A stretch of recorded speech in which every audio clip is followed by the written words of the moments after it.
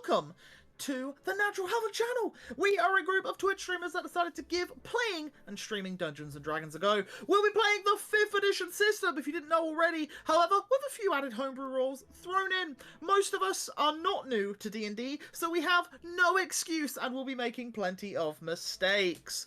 Yeah, why don't we go around the room and say hello to everyone. First up, as always, let's go straight to Tim. Take it away. Hey guys, I am Tim. I am the male half of Team Logic now, and I am also probably playing Arcturus again in this marvelous campaign we are having, and I'm looking so much forward today. And I'm just wondering what's in store for us today. So yeah, let's find out. Awesome, and below Tim we have Eagle. Eagle, take it away! Hello everybody, how's everyone doing today? I'm Eagle, you can find me over at Eagle Outlaw of course, and I'm back to be playing as Andros for a full session, for one, which is gonna be great, it's gonna be interesting, and yeah, we're gonna have fun tonight.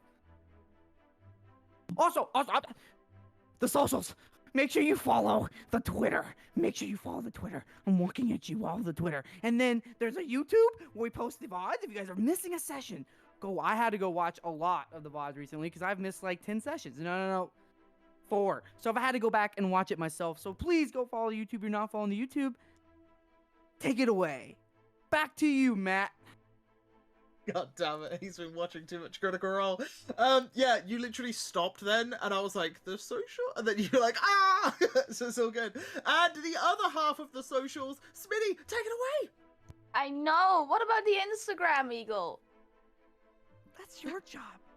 Yeah, we promote it together. This is why we're a team. Listen, I just got back, okay? I just got back. I don't remember things anymore. You gotta give me a week, okay? Give me a week. You've had... Okay. Not a week. We'll write a script next time, and it will be like a Jesse and James thing, but then Onion can be Meowth. I was about to make the Meowth, that's right, pun. But yeah, Smitty, take it away. Go. Yeah, sorry. So I'm Smitty Jake. You can find me from Saturday through Wednesday. No, lies. Wednesday through. Wednesday. No, wait. When do I stream? I don't stream on Thursday. Thursday. So Thursday's your day off. I'm so confused. I'm tired. Okay. But you can find me at some point in the week, but pretty frequently, streaming either Breath of the Wild, Ocarina of Time. I'm going through all of the Zelda 3D games at the moment, and also Horizon Zero Dawn. And don't forget to social those follows, as well as the Instagram, the Twitter, the YouTubes, and we have a Discord where you can get updates and interact with us. Good job. Thanks. He definitely doesn't stream Thursdays. And to the other side of the room, Zeb. Zeb, take it away. Yeah, I'm Agent Zeb, and speaking of definitely not streaming, well, that's kind of me again. Anyways, I'm theoretically streaming Monday and Wednesday evenings, sometimes. Not in recent times, but again, at some point. And Fridays. I'm always here on Fridays. Most Fridays. Good. I think you've been here for nearly every Friday, Zeb. I don't think you've missed one yet. Have you? There might be one natural talking havoc. But... Maybe when you had a baby, but other than that, I think you've been here Oh for... yeah, that was a thing. Who would miss a session? Who would miss sessions? Couldn't be me. I don't know what it's like to miss this. I've been here every Friday. I've been here all the time. So yeah, lots of strategy, lots of roleplay, lots of other things if I stream. Check Brilliant. And above Zeb, where Guildmaster Creed should be, but we have no idea where he is. So hopefully he will appear at some point. Who knows? We actually don't know. And above him, we have Lan. Lan, take it away. Hello, my name is Lan, the female half of Team Logic, streaming on Wednesdays nowadays because Mondays aren't a thing anymore because for some reason I'm always super busy on Mondays. I don't know, it just happened to turn out that way. Also, planning to do Team Logic After Dark at some point because I streamed last Wednesday and it was freaking hilarious, so we might do that again. Yeah, playing the Pokemans and all that stuff, but tonight I will be playing Shion, the Snarky Diva. So yeah, looking forward to tonight, guys. Awesome. And finally, you have myself. I am the Onion Soup, and I do oniony and soupy things over on the channel. I'm currently doing some hardcore normal type monologue stuff at the minute, as well as, when eventually I do it again, will be Horizon Zero Dawn. And obviously you can catch me here DMing these clowns. So yeah, I think that's it. Also, don't forget, obviously, go and follow Frith the Traveller, who was our amazing guest, who recently appeared on the streams, the past 4 weeks? I think it was 4 weeks. Yeah, so make sure to go follow Frith as well, and he drew all of our artwork, and it's amazing, and we are in talks of potentially getting some emotes done soon, which should be very exciting for all of you in the chat that love to support the channel. We see you there, we see you, so we're trying. It's coming, but it's coming a little slower than what, but it's coming, okay. Yes, other than that, I think we're ready to go. You forgot our sponsor. All of those in the future. Wait, what's our sponsor? Our for sponsor is we're sponsored today by Natural Havoc on YouTube. We're sponsored by Natural Havoc Yeah. on YouTube, so do Yeah. please go over there and subscribe to that channel, because they're a great help to the channel, and they upload all of our VODs, as well as some other little clips of the campaign and other things as well. So make sure to go check that out. And our other sponsor, Nacho Havocs. Make sure to eat nachos on a Friday. Make sure to eat nachos on a Friday, because apparently that's a thing now. So yeah, thank you. Thank you, sponsors. Yeah. Recap. Right, let's do the recap, which, thank you, Lamb, for writing the recap this week. I will do my best to do it justice as I speak the words of English, which I'm not very good at most of the time. So I will attempt it. So, our session begins with the party blowing their cover after Maeve stubbed her toe in the forge, causing them to attract unwanted attention from the fire snakes present there. The party disposed of them rather quickly, only to be attacked by a giant fire salamander, which was also lurking in the room. Maeve tried to hold it off by transforming into an enormous snake, constricting it with her massive body so that the others could freely attack it. And this seemed to work, until another monster, unseen to the naked eye, a fire elemental, came in from the lava flow below and immediately set the majority of the party on fire. Everyone was burning, and I mean it. The party fought long and hard, trying to douse the flames while simultaneously attacking the elemental. But they could not prevent both Harebell and Contessa falling unconscious. But as Contessa did, and as she was engulfed in flames, something peculiar happened to her. Her eyes and hair flickered and turned gold. Eventually, after a long and hard battle, the party managed to slay both the elemental and the salamander, after which the party quickly stabilized Harebell and Contessa, and the crisis was averted. Or was it? Now that the situation seemed less dangerous, the party had time to really look at the room they found themselves in, and they immediately noticed a glittering gemstone near a big pool of lava. Shion was mesmerized by the stone, and was close to taking it for herself, but Arcturus and Harebell quickly dissuaded her, saying that the gem was somehow connected to a portal to the elemental plane of fire, and that touching it may be dangerous. The party discussed for a while, but the clock was ticking. The room grew hotter by the minute, and they realized time was running out. More and more monsters began pouring out of the portal, and if they didn't close it soon, more and more would appear. In a last resort move, Shion destroyed the gemstones with her chakrams, and picked up a few of the shards, gave some to the still grief-stricken Arcturus, and the party left the forge quickly after. However, Erhard and Contessa did find 3 of the dawn shards in which the dwarves were looking for. As soon as the party emerged from the sinkhole, Harebell announced that she would stay there to help the locals, and an emotional goodbyes were said before the party climbed onto the cart and made their way to the barn.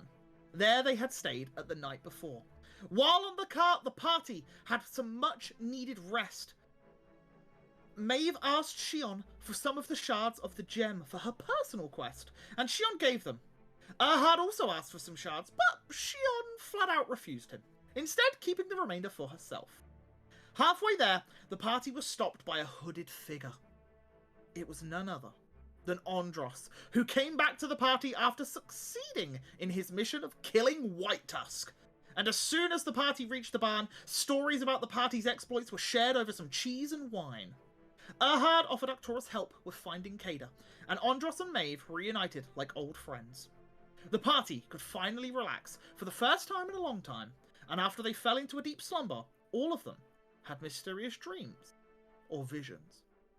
Most of all, Maeve, who dreamed of Dianthus and something placing itself upon her forehead. The party now awakes, invigorated by puzzles, as they started getting ready for a long trek towards Sardonis. What will this new day bring us? And at that, as you all awaken from your slumber, let me change the music over just a tad, because this is very dun dun dun dun dun dun. Let me change it on over. We'll do some daytime. This one I think is quite nice. As we wait, can I ask a question? Yeah, of course you can. So we restore all our hit points, right? Long rest, restore all your hit points and half of your Half hit dice? total hit dice. Which So means if 2. you have 5 hit dice, it's always rounded down, so you will only receive 2 hit dice back Cool. if you've used them all. All right. Okay, and as you all sit around this campfire, Beyond and Arcturus,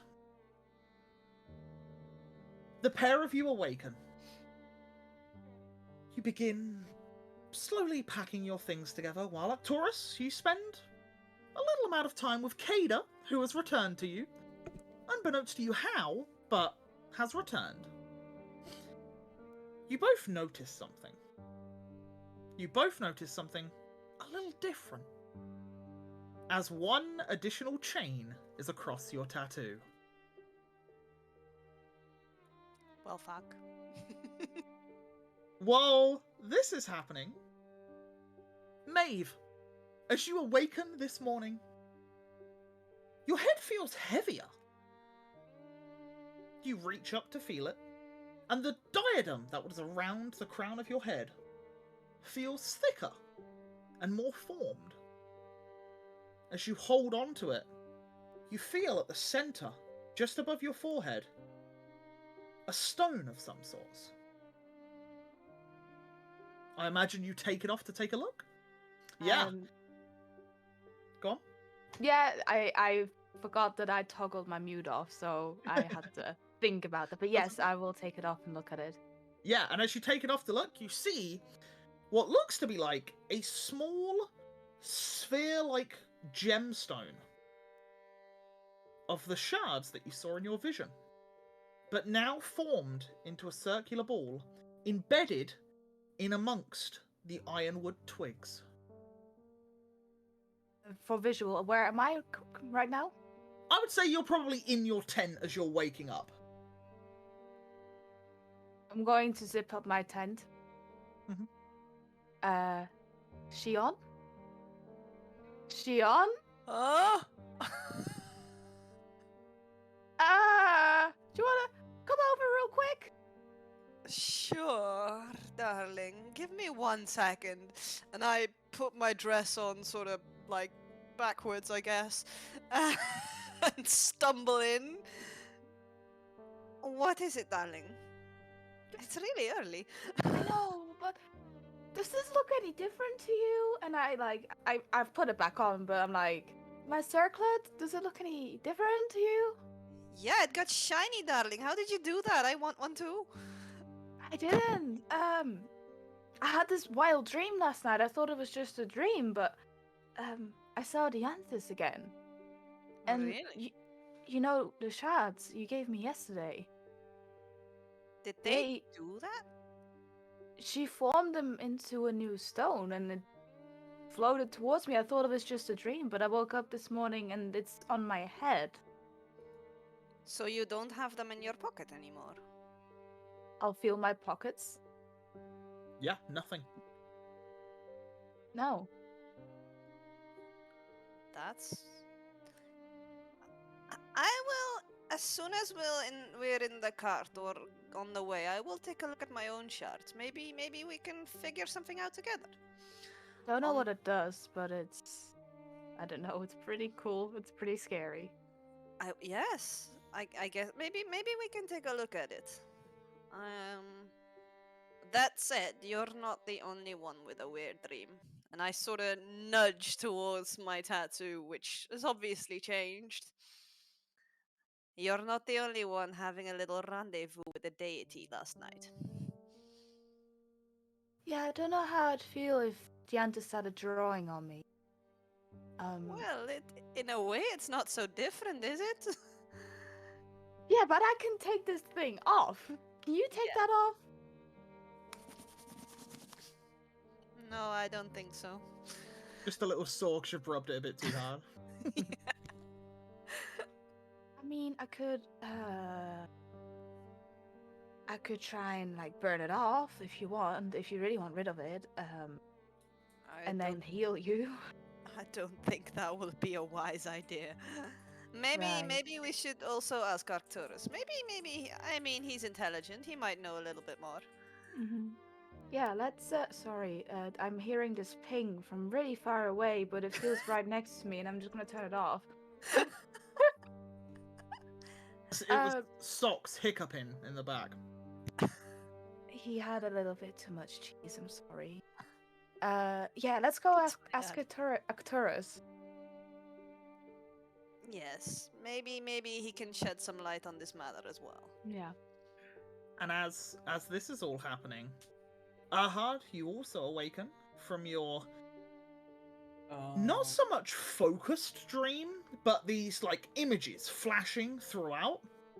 And yeah, you feel strange.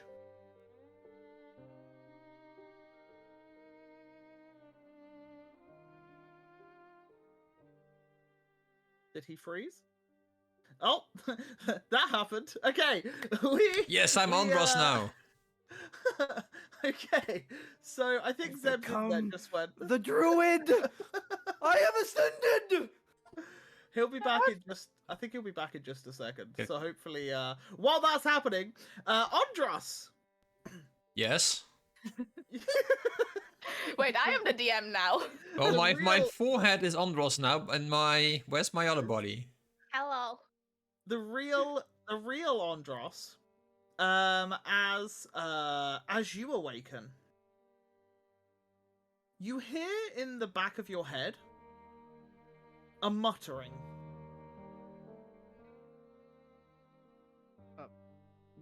Rasta?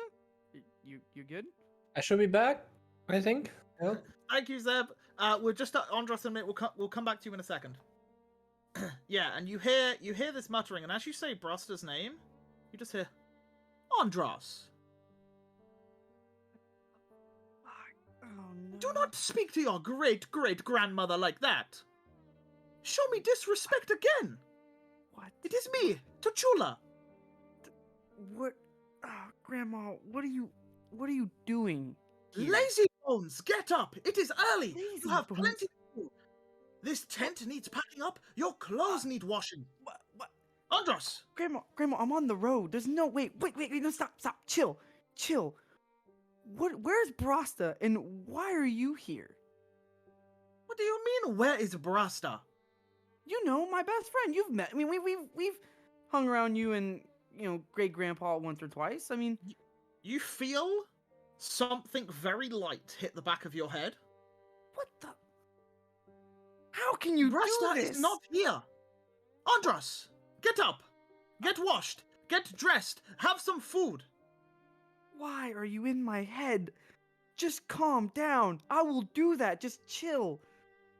And Andros will reluctantly get up, and he's cursing under his breath and locks it in like the rest of Yeah. the time as he's like As putting you're his tin away. As soon as you say like a curse word or anything along those lines, you just hear T'Challa go, Andros, we have raised you better to curse.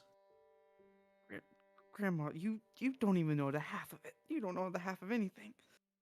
Oh, the young'uns always say this. It is so wrong. You think we haven't been through the experiences that you have. Andros, pull yourself Curse! together. Get dressed. Arcturus?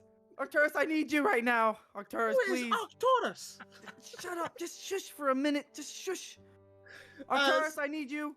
As the tent doors open as you all come out, Ahad, yeah, you awaken to these violent, not violent, but like very fast images as you awaken, sat still within your tent, maybe a little out of breath.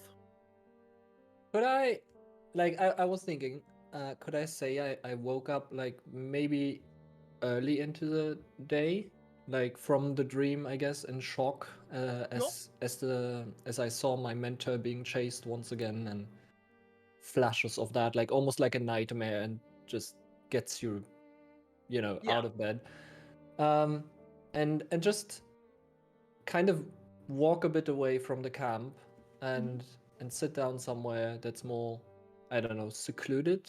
And I would like to try and, like, I don't know, hold my magical foci in Yep. my hand, which is like a stone of amber that has a flock of hair from my mentor encased in it.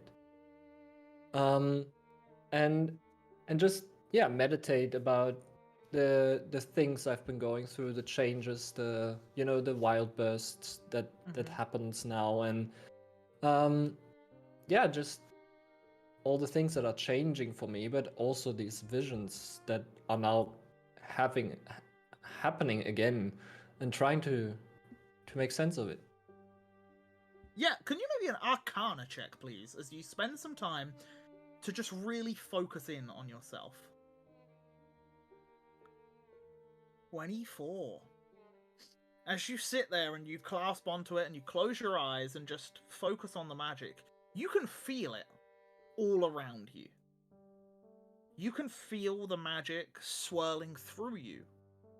You can feel the breeze that's hitting you and the magic that, once the breeze comes in contact with you, a wisp of arcane energy floats off of you. You can feel just this chaotic mess of uncontrolled magic within you and all around you. And as you close your eyes to try and focus in on your mentor, unfortunately, you do not make a connection. All right. And as that happens, I think I kind of notice a change in how my tides of chaos come back to me, like as they usually come back to me in the morning. Something's different. And I think I should roll a D100. Yes, please. Oh, okay. let me take a look to see what happens. Wild Surge.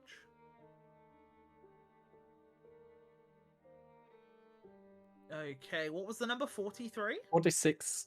46. And whereabouts do you think you'd be sat right now? Well, I imagine there was woods around the barn, right? Yes, So, yeah. There's the so wooded like area for sure. a couple feet. I don't know. Like I'm thinking a meter, so it's hard. Yeah. Like 15 meters. I don't know. That's like, I don't know, 10 paces. So would you imagine. be in the tree line or just outside of it? Kind of outside the tree line, I think. Okay. And yeah, you sit there for a moment.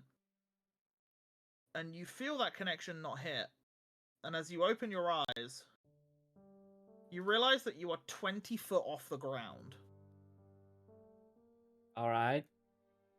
And you go to panic, and you like go to fall, but you're just floating on this spot. And then you realize, because of your interaction with some boots that you recently had, you have somehow, through the wild surge of magic, cast levitate upon yourself. Levitate, so that means I can control it? You can go I up hope? and down. That's All it. right. I think Yeah. I would like to lower myself. Yeah, as you gently, like, you know, like when you see people in space trying to land and they kind of like leaning too far forward and then leaning back. That's kind of how it happens, and then eventually 1 foot down, 2 feet down, and you feel okay. All right. I think I will just have Olaf appear next or on my shoulder and just have that bit of familiarity Mhm. help me get a grasp of what just happened. Yeah, and Olaf's a weasel, correct at the minute? Yeah. Yeah, so Olaf the weasel clambers up your body and like sits around the base of your neck, keeping the back of your neck warm, and just sits there. And I will just kind of stroke him and just get a grasp on it. And I would say, as this happens, you slowly start to walk back towards the tent when you hear Andros going, Arcturus! And you hear Maeve going, Arcturus! As they both burst out of their tents at the same time. And then Shion follows Maeve out of her tent. And I just shout, everyone else!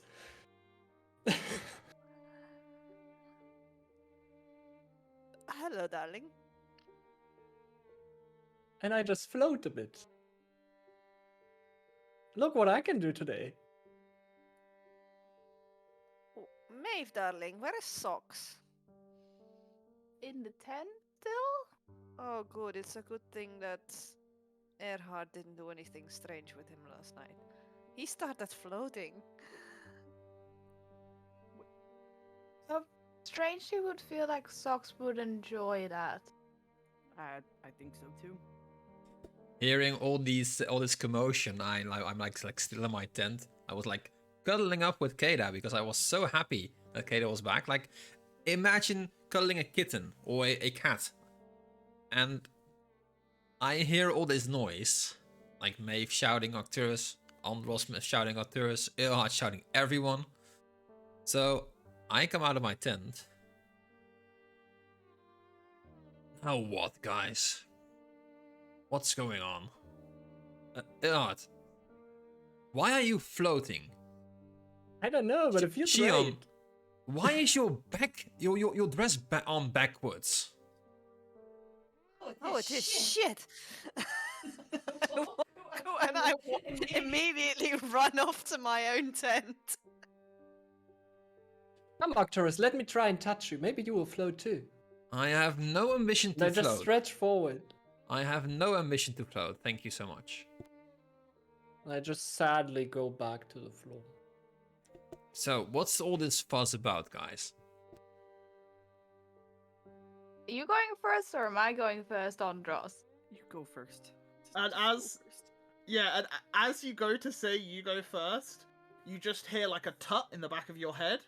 And then when you say you go first, you hear like an approving sigh, like ladies should go first.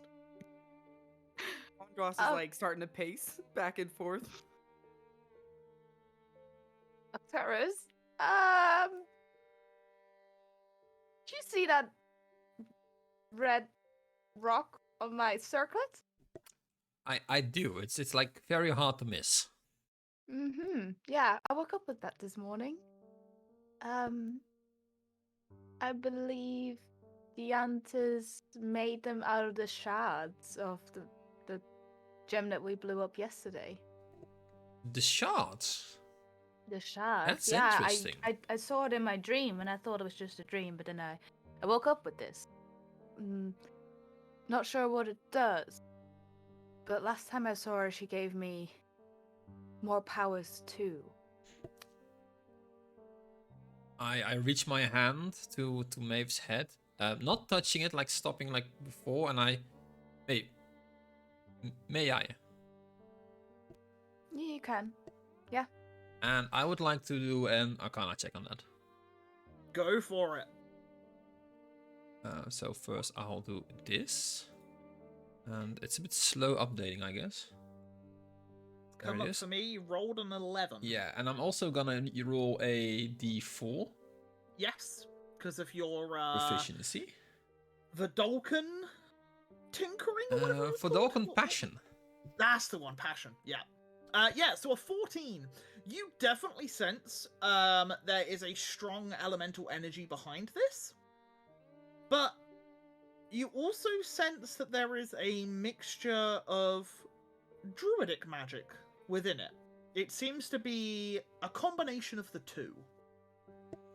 Interesting. I've never come across magic like this. It's definitely magical. It has some of the elemental elements, like we encountered before, maybe, perhaps? But also something I really can't place. I don't know what the magic is coming from. Yeah, it's a bit strange.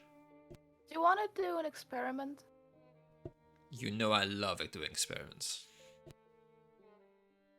You can produce flame, right? I can. See how close you can hold it to me before it hurts. Are you absolutely sure about this? You can control it. I do. Danny. So you conjure up some fire in your hand. Do you throw it at her, or do you just hold it near No, her? I'm not throwing it at her, but Okay. I just wanted to know how big the fire was. As you put the fire right in front of her, are you going to reach for the fire, or are you going to try and press the fire onto her? I don't know how huge this flame is visually, but It would be I'll like the palm of his hand. I'll hold my arm over it and I'll like gradually lower it. I want to see at what point I'm going to hurt. Yeah, I would say the flames, if it's in the palm of his hand, the flames probably go no higher than about 6 inches high. Yeah. And as you place your hand on top of the flame, it doesn't feel uncomfortable.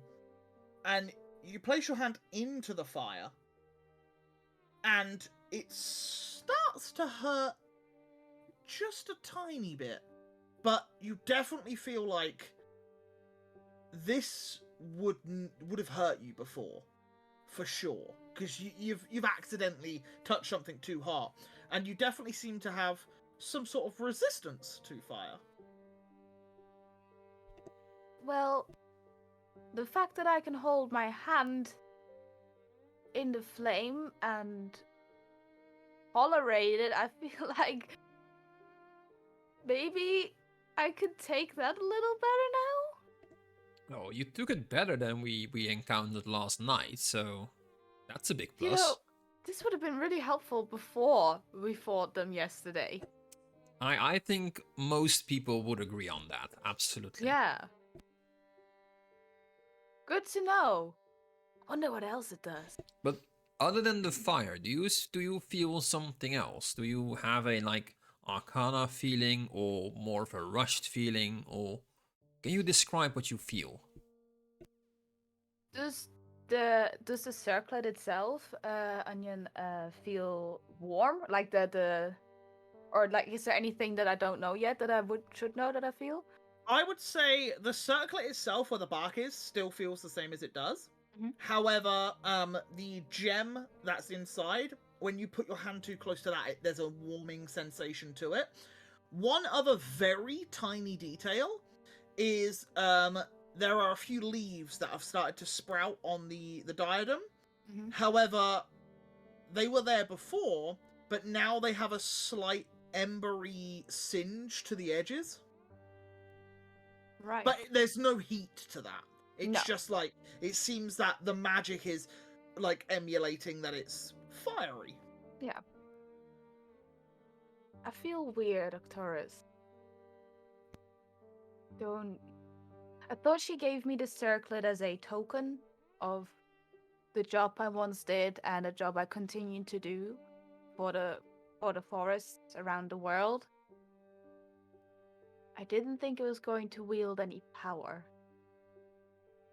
And I feel, as I point to the little leaves, maybe as this circlet grows and whatever else is growing out of my head sprouts, maybe so does my power. Have you considered what I've read about this in books? I've never come across such a thing, but I've read about it. Have you considered it might be tied to elements in general? Like, obviously we went through a. This is like a fire elemental thing. Mm-hmm. What if it was water, or ground, or air? Would it change your magical abilities?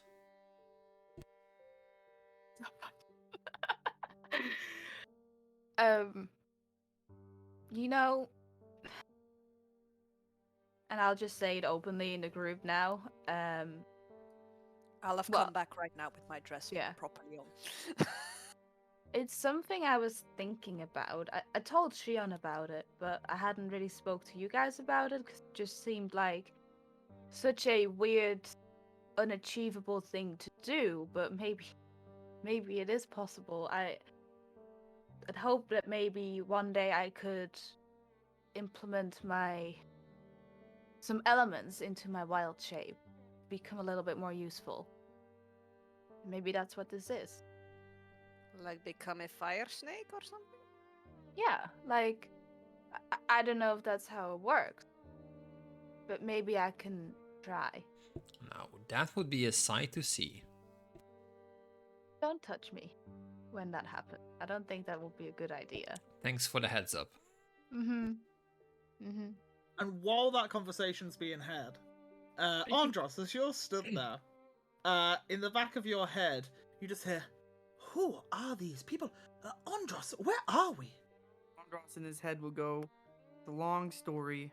I'll have to update you, but you missed a lot, Granny." I did not miss anything. I have been here the whole time. But where are we? Where are the desert? Where is the sand? Yes, Where is yes, the sun?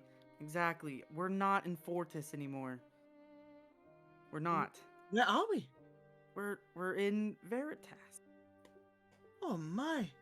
How have we Yeah. traveled so far? It's a long story, and I think for the sake of,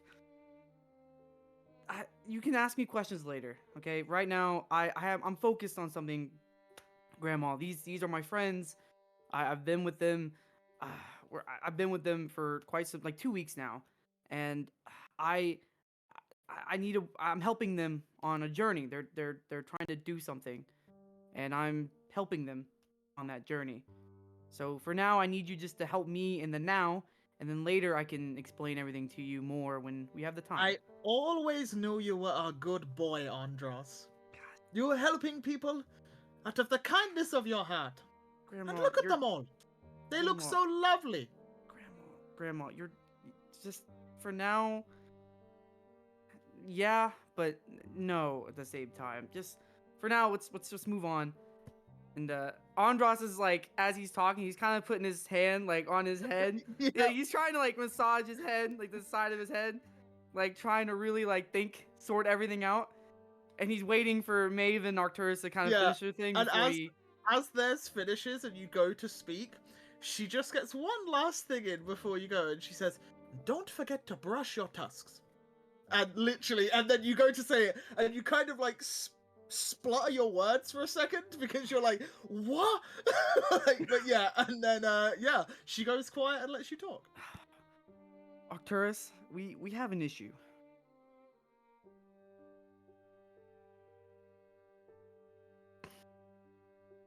Can I just float over to Andros? What and is it, Andros? Kind of scratch his head. What's up? You know how Brasta was in my head for the longest time? I do. He's not there anymore. Well, that's a relief. No, not. Let's just say there's someone else in my head now. And my great-grandmother. Okay. I don't know what's going on. Interesting. To say the least. Do you know what's going on in any way? No. But I could try to remember stuff. Maybe I've read something about this before in my studies. By all means, what role would you like to make, Arcturus? I would say a history check. Go for it. Roll me a history check. Whew. And also with the history check is that. Oh. So a 29 total. Okay. You recall reading somewhere a long time ago that there are people that believe that they can speak to the dead. You know that sometimes the ones that they do interact with, primarily clerics, seem to be able to do this. And holy people. Sometimes the dead latch on to people. And when they latch on to them, certain rituals and holy powers are used to divide them. However, you know Andros is not holy or divine. But you do know from previous conversations that he has elements of necromancy, which you also knows to be very, very tied in with the dead. Maybe this is the price to pay for the power he gets to use. So Andros, do you consider yourself holy or divine? Okay. No. I don't know anything about gods or what Contessa and the rest of you guys believe in. I kind of believe in the world thing.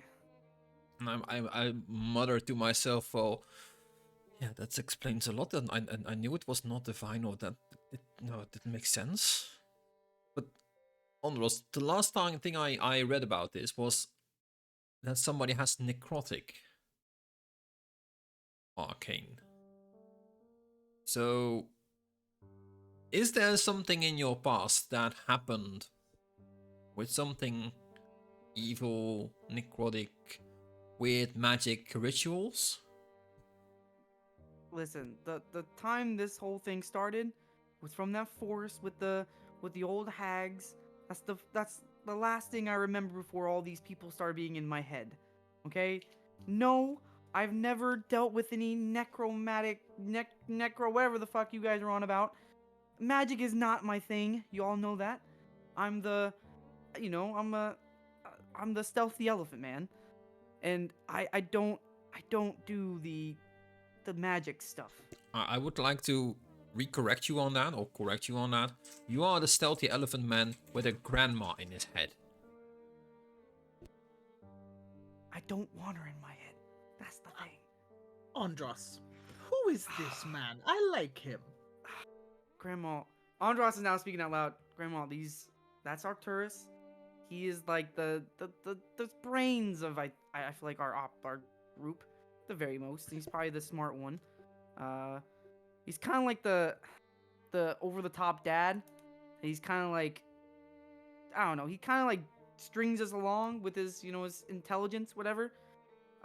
The guy petting my head is Erhard. I call him Apples. He tried to juggle apples. Grandma was super funny. He failed really bad. Andros, Yes, ma'am. are you aware that he is flying? Yes, ma'am. I've seen much weirder things. Oh, You being in my. my head is probably the weirdest thing I've ever dealt with. The lady there with the thing on her head, that's Yes, who are- Maeve. Who are these two pretty She's- little things? Look at them. Grandma. They're so small. Sure, Grandma. That's the one is Maeve, the one with the thing, the circlet. She's pretty much like, I'd probably say my best friend at this point. I've met her. She's like not really, she doesn't really know much about the world. She's kind of learning as she goes. She can turn into really crazy animals. It's kind of badass. I'm really jealous. That's pretty cool. And then the diva, that's what she is. Andros, Shion. and you feel a clip round the back of your head again. That's Do not be Shion. so rude. She is she's from Quirin. She is like some high princess of sorts. She's nice. She means well. Most of the time you don't really know she does. And yeah, and then we have one more, but I'm guessing she's still asleep probably. But yeah, Grandma, these are my Andros. friends. Why is there a mushroom walking out of a tent? That's socks, Grandma. I turn my head. I hear this, right? You don't hear what she says. You only No, I hear hear what him Yeah, you say, hear yeah, him say that socks. sucks. Yeah. Yeah. And yeah, that sucks. He's the adorable little mushroom man that I will give my life for, Grandma. That little thing will never. That thing is the most adorable thing I ever met in my life. Do you often find talking food and walking food? Food, Grandma. That's not food. That's our friend Socks. It's a living thing. Oh, I have Andros. I apologize. I have never met No, a mushroom. You're fine, Grandma. You're fine. Just it's not food. It's our friend, and I would rather you not call it food. No, Andros, I am sorry. Yes, Grandma, I get it. I get you're sorry. And you, back to the topic at hand, Arcturus, I need to figure this out. At least with Brasta, I was able to actually think on my own. But now I have this old, not old, You feel a clip round the back of your head again. dang it. And I'm standing there in awe, like trying to understand how this looks like. Every now and then, I imagine Andros's head just like lurches forward randomly, and then he's just like, he scratches the back of his neck and carries on. Arcturus, I need your help. I'm gonna lose it. Have you tried turning it off and on again? How can I turn this off? I don't know. I may be a smart man, but I don't know anything about like. Listen, it all started with a dream. All right, I had a dream. What dream? It was a dream last night. Brasa was standing there, you know, he was looking cool, whatever, and the next you know, he like begins to fade away, like he begins like to go away, and then this lady just shows up, and now everything I do is just wrong to her, because now she doesn't know anything what's going on. She does not know what's happened. She doesn't know I've left Fortis. She doesn't know why I've left Fortis. She's just here in my head, constantly nagging at me for every little thing I'm doing. Andros, Yes, Maeve. your grandma is in your head like Rasta was, Yes. and she's bothering you? No, she's not bothering me. It's weird because part of me is very happy because I haven't seen my grandma in like years. Like it's been a long time. But then the other part of me is like, she doesn't know anything. She doesn't know what's going on. She doesn't know anything. So she's kind of not caught up on world events. And I'd rather not catch her up on world events right now. I feel like that's a very soft spot. Sure, but she's gonna hear us talk about what's going on. She'll find out regardless. Maybe catch her up and talk to her, and then maybe she can be of help. Brasta was of help. You know, old ladies, they do know best.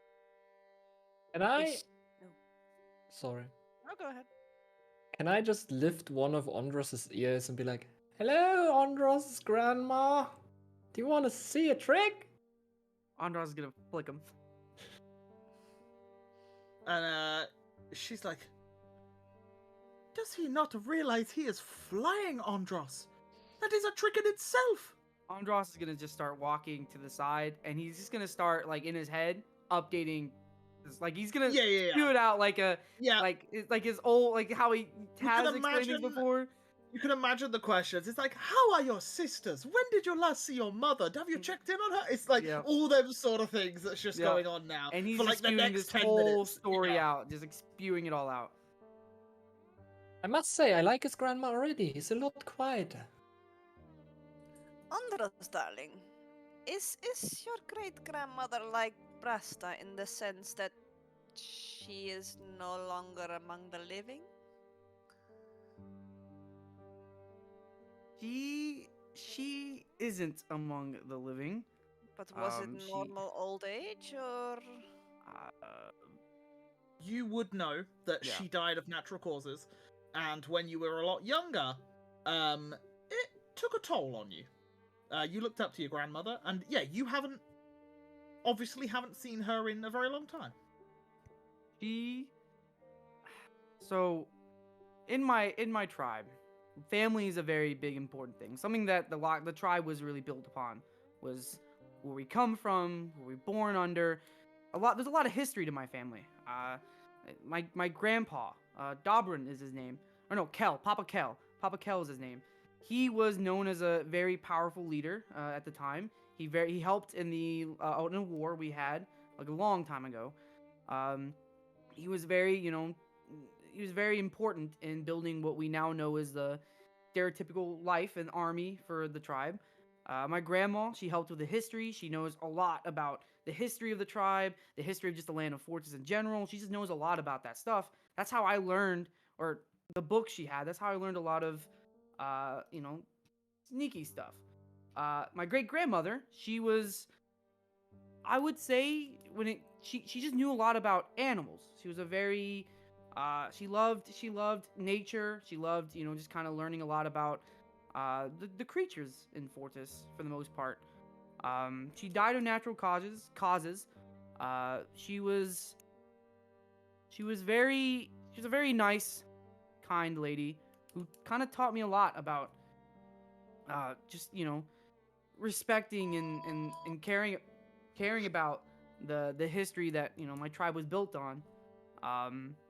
And yeah, she was a very loving great grandmother. She taught me, Brasta, and my friends a lot growing up. But As this you is a hear- good thing. Oh, As sorry. you hear in the background, socks belching. But this is a good thing, right? I mean, she was a loving great grandmother. And Right. if she died of natural causes, I mean, I think you can rule out a haunting of any sorts. And It's- maybe she can teach all of us. Possibly. She. It's not a haunting. It's just. It's weird to have the past brought up when you're trying to so hard to not remember it too much. Um. It's nice to have her. I mean, it's nice to be able to talk to her, as it brings a lot of memories back.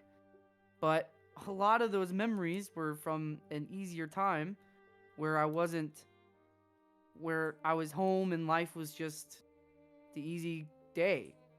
Now I'm not in that life, and she doesn't understand the things that have happened, and now it's just it's nerving because now she's gonna know what I've done potentially, and her reaction to it's frightening. It's okay. I understand. Um, I mean, we talked about this just yesterday. And it's kind of hard, I guess, that it's such a direct reminder. But try and look at it from the bright side, okay? Get her Um, caught up. Yeah, exactly. Spend some time with her. Give her some coconuts.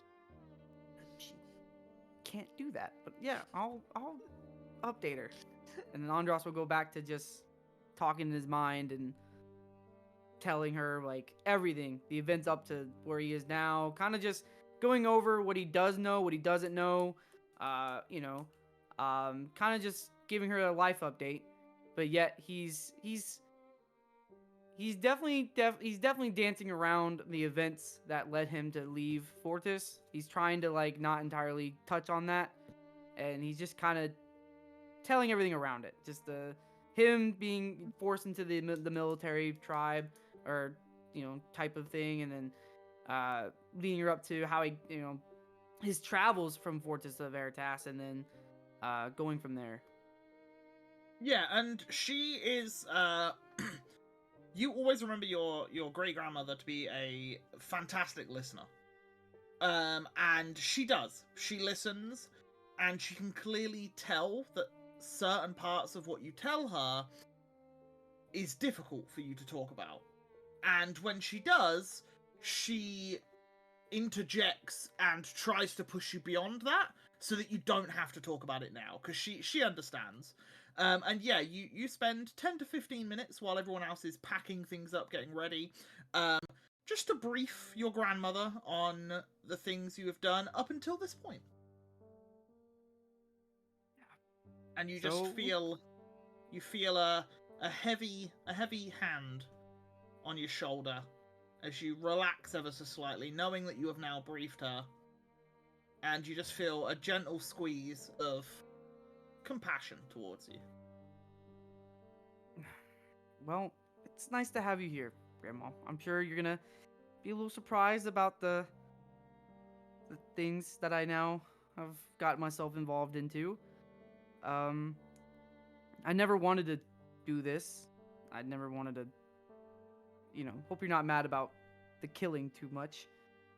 Kind of, it's to protect these guys. It's Andros, my boy, it is a way of life. Sometimes you have to stop bad people from doing bad things. And if that means that I have to join in, and you see her, because you can see her, right? Like, Yeah. you can see Brass up, you see her roll up her ghost-like sleeves, and she, like, clenches her fist. She's like, nobody will hurt my boy. Got it, Grandma. I'll remember that. And yeah, Andros will then just he will start packing up his own tent as he's still talking to her.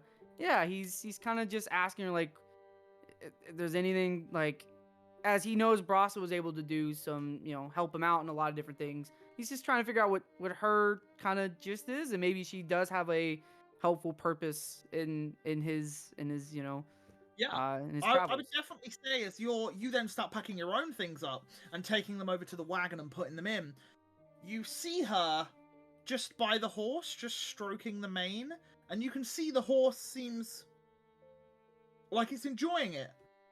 But no one is around. The horse just looks happy. Andros would take note of that and Mhm. kind of you'll kind of start piecing it together a little bit more as he continues to clean up his tent. And is there anything anyone else wants to do before you start moving the wagon towards the exit of this little farm area? Well, I think after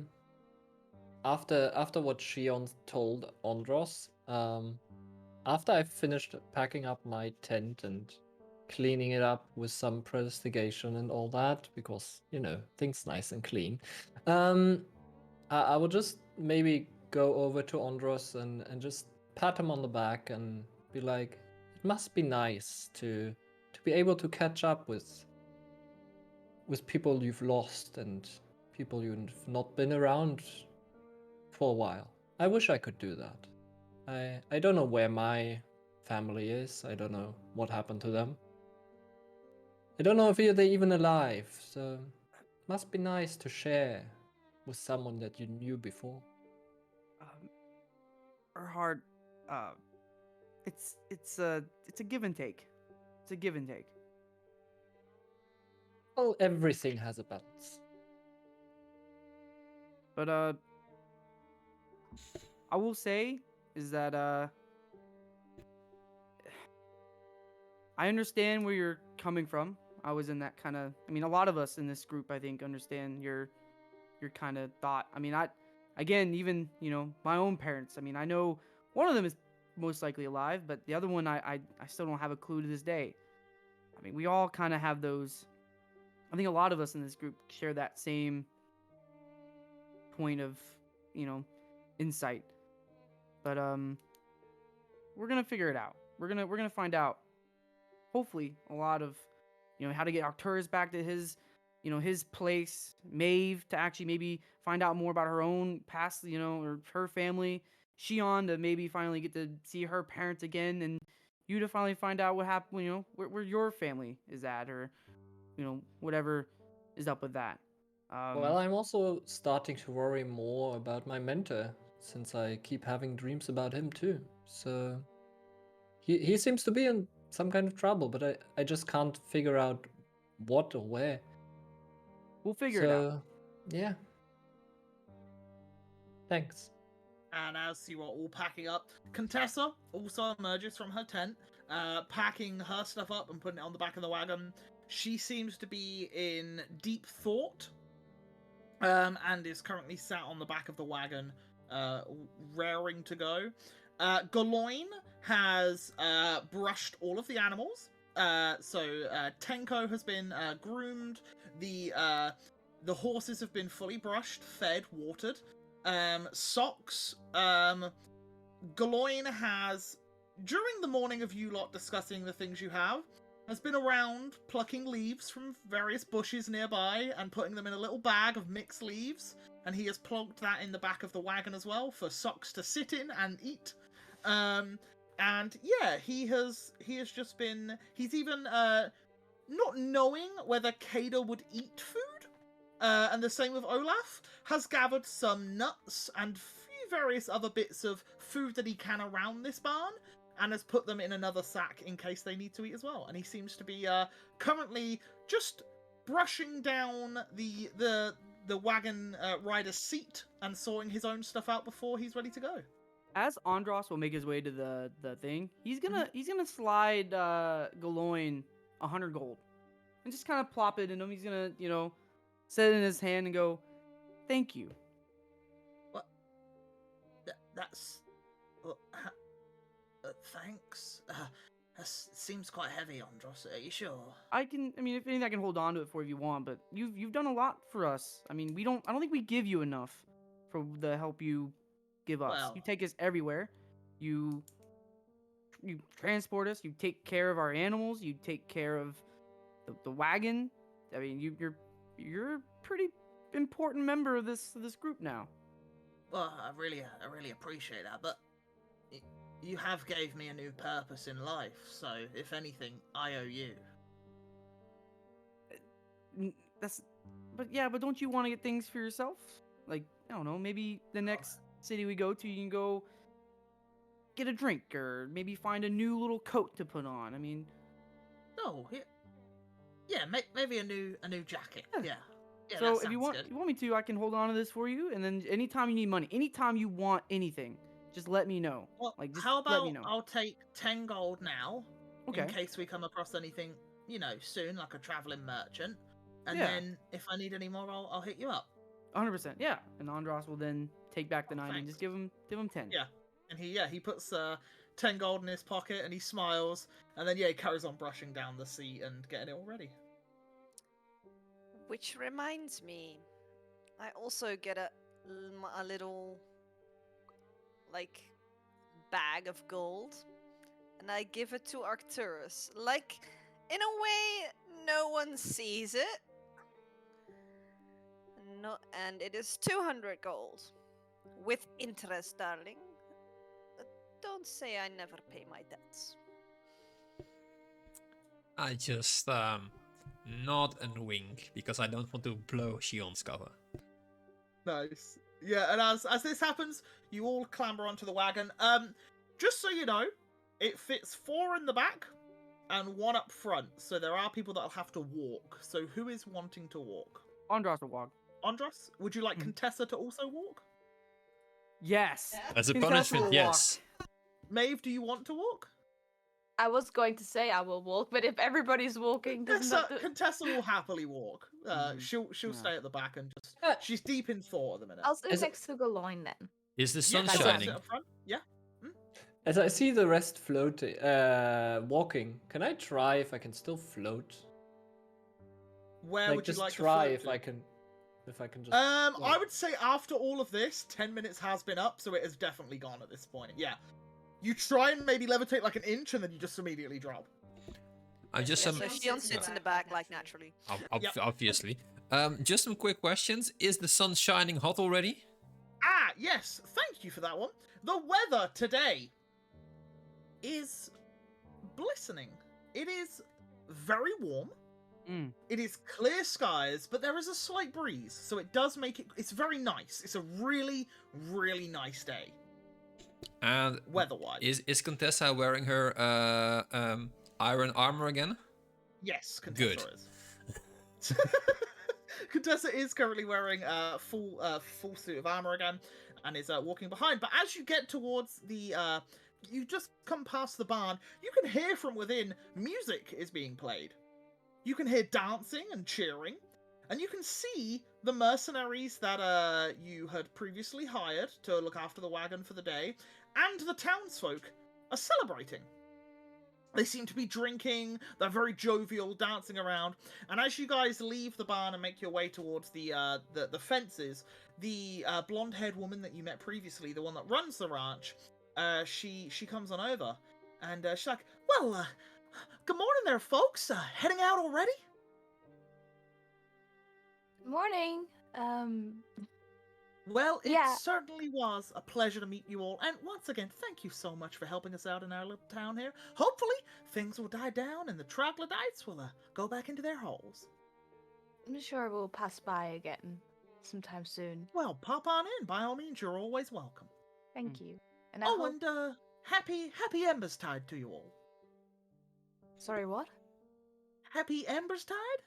And if everyone but Maeve wants to roll me a history check. Maeve's gonna roll a nature check because she's like, Sure! Ember? I've heard of Ember.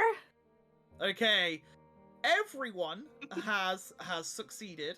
Maeve is unsure what it means. It's clearly some sort of celebration of sorts, but yeah, you're not quite in the know. You're very young when you went away.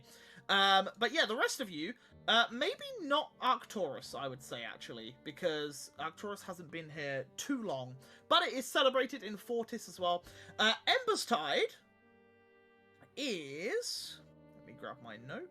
Embers Tide is celebrated by all as a celebration of better times as the weather starts to get better during the summer. It means that the days grow longer and the warmth of the sun seems to get warmer. The 17th is considered the first day of many good days to come. Everybody celebrates Embers Tide as the true start to summer by drinking, singing, dancing, and celebrating love. If it ever rains on Embers Tide, many of the locals believe it is a bad omen for the rest of the year. Embers Tide is celebrated differently across the world. However, in all parts of Veritas, it's rather similar, except Quirin. Because Quirin holds most of their parties indoors during Embers Tide, because it is just a little bit too hot where they are, and they need some of the shade. But many performances and shows held on the day of Embers Tide in any towns or cities are all fire, heat, and sun related, and all shows are free to watch. Embers Tide is a time for celebration. Is Fortis the same way? Does it do the... This is the same, yeah. Okay. That you guys celebrate Embers Tide as well. Oh, is it Embers Tide already? I completely lost track of time, but happy Embers Tide to you. Happy Embers Tide to you, Missy. Oh, I did rustle up a few things for your journey today. I know that you might be traveling, so here. And she reaches behind a hay bale, and you see her give you a wicker basket. And within the wicker basket, you see a hamper of breads, fruits, and bottles of milk and a bottle of wine. I would probably drink that milk sooner rather than later, because it may go off due to the heat. But yeah, there you go. I hope to see you soon. Thank you so much. Thank you. Thank you. I'll grab the thing because otherwise it will just stand there, and I will look her in the eyes and happy Embers Tide. Yeah, Embers Tide. That's the one. And then Us farmers certainly celebrate it more than most. Means for a good season as long as that sun's up in the sky. well, may the sun bless you. Thank you very much. May the sun bless you. Well, it was good meeting you. Thanks again for all you did. Say, See you around. And yeah, you guys start to leave the barn, and you can just hear the jovial tunes and merriment happening within the barn. And you guys begin on your way. So, Question! Contessa. Ooh. I have a question for Contessa. Contessa nods. Is your fridge still around? Contessa nods. And I would like to place these ingredients in the fridge. I would say the fridge would definitely be in the wagon, because otherwise Contessa's carrying a chest around with her everywhere.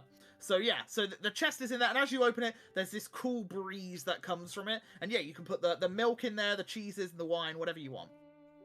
Awesome. Yeah, at that, where are you going? You come to the fork in the road, just an hour away from the barn. You have two choices, two directions. North of the Boar's Run, or south, back towards Arkenvale. North takes you to Sardonis. Listen, guys, I don't think we're gonna be able to pay the rest of this off. We might as well go and get the third thing done. We're already halfway there. We still have time. We do.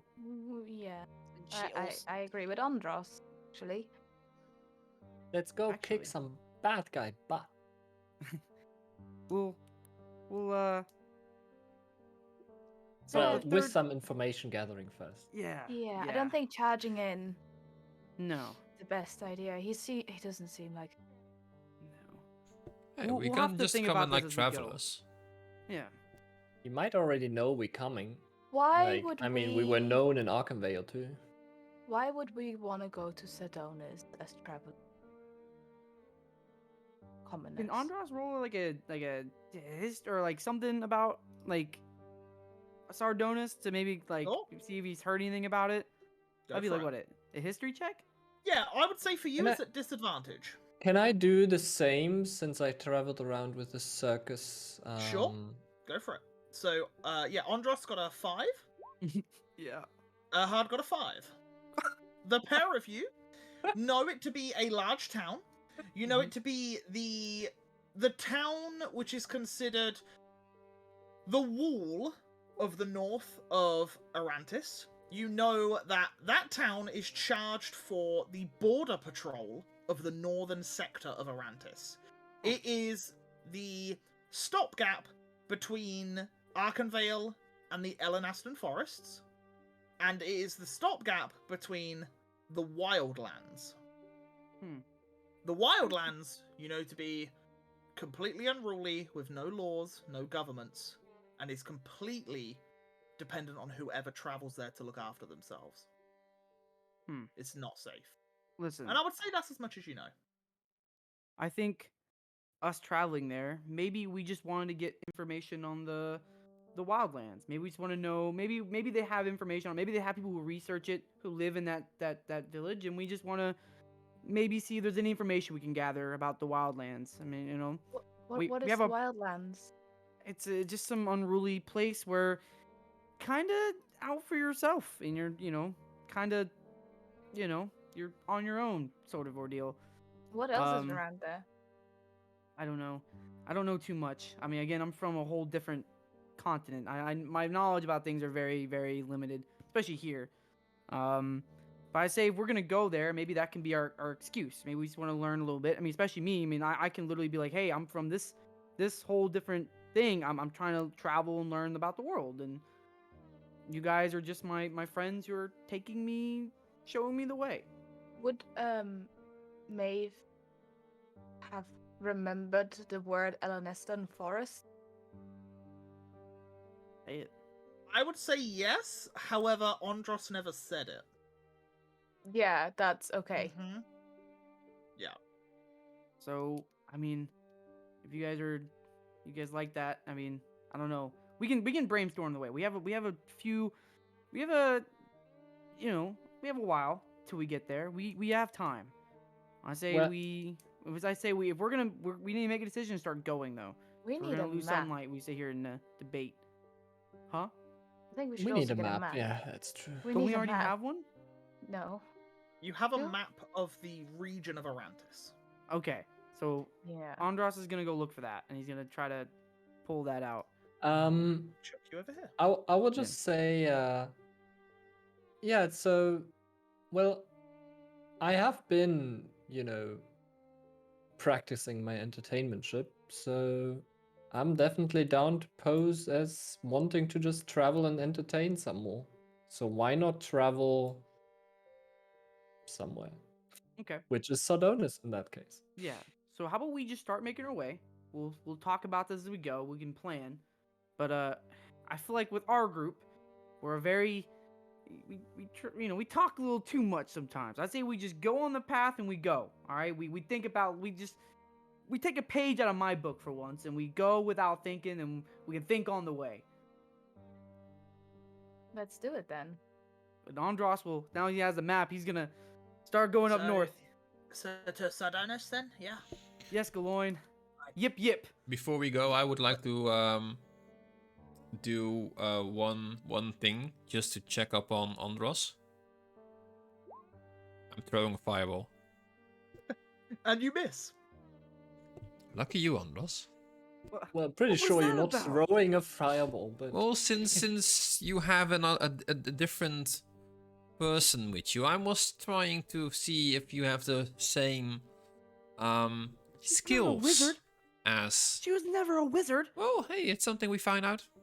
Listen, I've never heard of magic, and people. Well, I mean, everyone's heard of magic, but I've never seen magic before. I wasn't grown up around the arcane arts, right? I grew up where we fought with our fists, our swords, and whatever sort of weapon we could make. That's what we fought with. that's weird. And bows, of course. We had range things, but we didn't fight with magic. Your whole magic thing's something I'm trying to learn. Well, now you have magic abilities. It was just a joke. Just Right. fight with words, darling. Words and poison, that's all you need. Words and poison. But you know, I, magic is all around. Well, It's obviously everywhere. now I know I can literally turn invisible. I mean, it's and I have my talking grandmother in my head now that she says she's ready to fight. I don't know about y'all, but she says she's ready to knock some people out. What's your name, great grandma, by the way? Her name is T'Challa. How? What? Yeah, Let's, Can you let's repeat that for discuss me? this on the road, guys. T'Challa. Yeah, and we're on the road, aren't we? Yeah, we're on the road. Yeah, You are, yeah, as you start moving north. yeah. Can I, in general, do a perception check as we continue our travels just to sort of look around and see if Yeah. I can spot anything that could be, in Maeve's opinion, ingredients to potions or medical supplies, mushrooms, leaves, flowers, I don't know, herbs. Sure. Roll me a perception check, please. And this will be over the course of the day as Yeah, you're just yeah. scouting out while talking and various other things. I don't know 22 if that's please. I don't know if that's putting it too far, but I'm pretty sure Contessa would do the same with her herbalist kit if she was. Contessa will help extract them, but we'll say Maeve's looking active. Contessa's currently occupied with the thoughts in her mind at the moment. But yeah, you definitely do. You definitely come across a few various herbs and a couple of mushrooms tucked away beneath a tree. And I will say, with Contessa's aid, you are able to pluck them. I will look at that in the break to see how much you get. I'll do a roll and see what sort of things you get. Sure. And then I don't know. Would I assume that I know that these things are definitely usable and not poisonous? I would say, you know what, roll me a nature check. Roll me a nature check on top of that. Yeah, you can discern which is poisonous and which isn't, if you do find anything. But like And I said, I I'll roll. Give what is poisonous to Shion, Of and course. tell her obviously that it is Yeah. poison. I'll roll to see what you find, Sure, to see sure, whether yeah. or not you do give her anything. But yeah, we'll yeah. get to that when we go Yeah, to the break. no problem. Not a problem. So yeah, you guys continue on, and as you do, I'll say with that 22 perception check, as you're just keeping an eye out as well of just other things, you crest over a hill, and most of the day has passed at this point. You've travelled for a good 6 or 7 hours. And as you get to the top of a hill, you can see off in the distance another wagon ahead of you. But this one is very similar to yours, an open-topped back wagon, but it has some sort of material like bunched up to keep the sun off of them. And you can see that there seems to be 4 figures in the wagon, but they're around about 200, 300 feet away at this point, and they're also traveling in the same direction. But other than that, that's all that you see. Boulogne? Yeah. You know how it's getting warmer. Do you think we should also get one of those rooftops on our wagon? Well, it's funny you mention that. I was gonna look into it the next place because You I were? thought, well, yeah, because you store your stuff in here, and if it rains, even not the sun, just the rain, it would get everything wet. And you know, like we've got some food in the back there, and you know, if any of you lot are sleeping along the way, at least that'd keep the elements off of you. I know, yeah. Would you want to go and look to get it built on top of it? The next place? Yeah, so from my understanding, we could just ask a stable hand or something of the likes to get someone from the wagon building place or wagoneers. I don't know the name of it myself, but yeah, we'll find someone and I can get us a quote and then We I can can- let you lot know and then we can We can look pay into for it. Yeah. We can just give you the money. That's fine. Yeah. And also on that note, if you're ever tired, I can drive the horses if you're ever not feeling it on a day. Oh right. Well, okay. Great. I Um, really don't mind. I love horses, you see, so it doesn't really bother me. I do too, but I know they're your precious. But if you're just ever tired or not feeling well, I wouldn't ever let Andros, you know. no, I feel like no. he'd just be a little too heavy. You know, he's a big guy. Be a bit You know, heavy-handed. if there's ever anything, don't make this weird. If there's ever anything you want to say to the horses, I can do that for you, and then they can answer. Oh, I talk to them all the time, but obviously they don't talk back. Yeah, I can get them to talk to you. Well, I can Oh. translate. Yeah, maybe we could try that. Mhm. And like he smiles, and then yeah, he looks ahead. Has the other wagon come any closer? Any It seems to be you are definitely going faster because you have 4 horses, whereas they have only 2. So your pulling speed is a little quicker, but it is again it's still 300 feet. You're probably gaining 5 feet every couple of minutes, but you are slowly gaining towards them. maybe we should ask them where they got their rooftop done. Well, maybe. I would assume they're coming from Arkenvale. This is one road, you see. It goes from Erentoll. Erentoll's the stop point between the two. Going towards Arkenville, right? Because No, we're going they're away going from... they're going towards Sardonis, so they've come from Arkenvale. So I would say they probably got it done there. Aren't we going to Sardonis? Yeah. So are we traveling the same way? Yes. Oh, we're going to overtake. Yes. Oh, I don't know. When I've two been so vehicles busy move at a looking at similar mushrooms. speed. I thought they were coming towards us for some reason. he murmurs to himself. He's like, first coins, now distance. I've just been so busy looking at mushrooms all day. I'm It's sorry. It's fine, mate. Not a problem. As this is happening, Andros is gonna, as seeing what his grandma did earlier with the horses, he's actually gonna look towards Contessa's owl, and he's actually gonna be like, "Hey, grandma, can we try something? What is it, Andros? You're good with animals, right? Maybe you can help me get cool with this owl." Andros, it is asleep. You are aware owls are nocturnal creatures? Grandma, I don't know animals. You're the animal expert. Right. Just so you know, Andros, nocturnal means nighttime. Okay? Right. I so knew they, that. they are more awake at night. You Oh, know? okay. Like you. You always used to scamper off in the night. I know you, Andros. Don't you lie to me. Look, I think an owl would be a great fit for you. But What? not now. It is I asleep. don't have an owl, Grandma. That's Contessa's. Just take that one. You're right. Later when we stop, I'll talk. We'll talk to the owl. We will. And then Andros will then, he will kind of take a moment and he'll like start sniffing using his trunk. He's gonna see if he smells anything off in the air. Maybe like something, I don't know, maybe like an animal or something that he's smelt before, or maybe some run-ins with, or just kind of things like that. Roll me a perception check.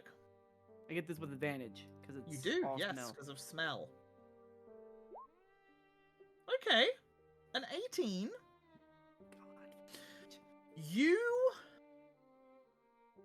There is an odd scent. No animals, but a familiar sort of scent that you have smelt. since getting to Arkenvale, you can smell, just ever so briefly on the air, a scent of an expensive perfume of sorts. And as you sit up to look, and you can just see the blip off into the distance of what appears to be another wagon, you can smell that this scent is probably coming from them. Does he recognize it? Like, does he know, like, maybe a person It's not a particular person, but it is a very, like, lavender sort of scent. It's a very over-the-top sort of perfume that one would be wearing. Right. Usually, you would know probably someone of upperclassmanship. Just from your back of Vale. Andros will kind of run up to the front, like, or not to the front, but like to the side where you can kind of see Galoin and Maeve, and just kind of look at them and go. He will like kind of relay that information. He's kind of be like, I think that wagon has someone of an upper class of sorts. Someone like Shion, I think, is up there in that wagon. How the bloody hell do you know that? I have a great sense of smell. Right. Right. He looks awkward towards you. I can smell a lavender fragrance, something that someone of higher class would be wearing. So expensive. Yeah, an expensive Right. taste. Right. Yeah. And I'm just letting you know, just in case. I mean, we don't know who we're riding up on. We're laying information. it's always about class. I feel like. Because, Maeve, in this kind of world, class can equal power. Class and, what someone can do go hand in hand, right? It's just like if you took the requisition, the leader of the requisition, right? Probably why his group is so much of an influence or have much more of a power than the crooked class is because the member, or maybe a few of their members, are of a higher fortune intake than the crooked class, right? Because the classes, the two classes, they lived in different areas in Arkenvale, and they both had a different kind of living. One lived in the worser part of the city, while one lived in an upper part of the city, or at least what they look like in their base, right, or in their home, right? So sometimes money is power. Like Sardonis, for example. Yeah, the guy's crooked. He's not a good leader, but because of how much of a money he has, or probably how much of a how higher class he might be, it's equals to him actually being able to continue his take over the city or over Sardonis. The Even though Shion people might Herald. not like him in charge. It's just like in my tribe, right? Our class is a little different. We don't go off money per se. We go off someone's standing in a social, Like my leader, he isn't like the most wealthy person in the tribe, but because of his expertise in combat, his expertise as a leader role, and because of how well liked he is, he was able to achieve that standing because of the people's respect of him, or because of his social standpoint in the tribe.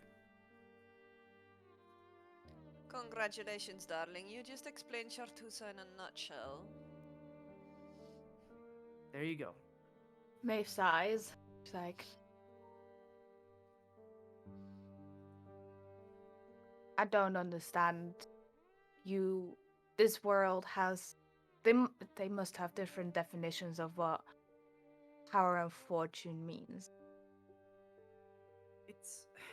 It's different when you're. Go ahead, Gloin. I was just gonna say, usually fortune kind of means power. The person with the biggest wallet or purse usually pays the person with the most power to look after them, and therefore they have power. What if It's stupid, really. What Pretty if your happiness and your riches come from breathing fresh air in and out every day, drinking fresh water from the spring, and having how the animals just be happy to see you and you be able to care for that, and it's just bliss That's and why, happiness. Maeve. you're probably the richest among us. And he smiles. Yeah, I agree with that. No offense, Shion. As he like quickly turns around to look at None Shion. taken, darling. It's kind of hard to find fresh air and grass where I'm from. Yeah. But Maeve, don't let True. the world's influence change how you view the world. I mean, it's so easy to fall into that line where you're so much more focused on how much money I make or what can I do throughout the day to even get an ounce of power or happiness in the world. But hold on to those, that ideal. I mean, you come from a place where honestly a lot of people could wish they could have in a lifetime. I mean, that pure happiness.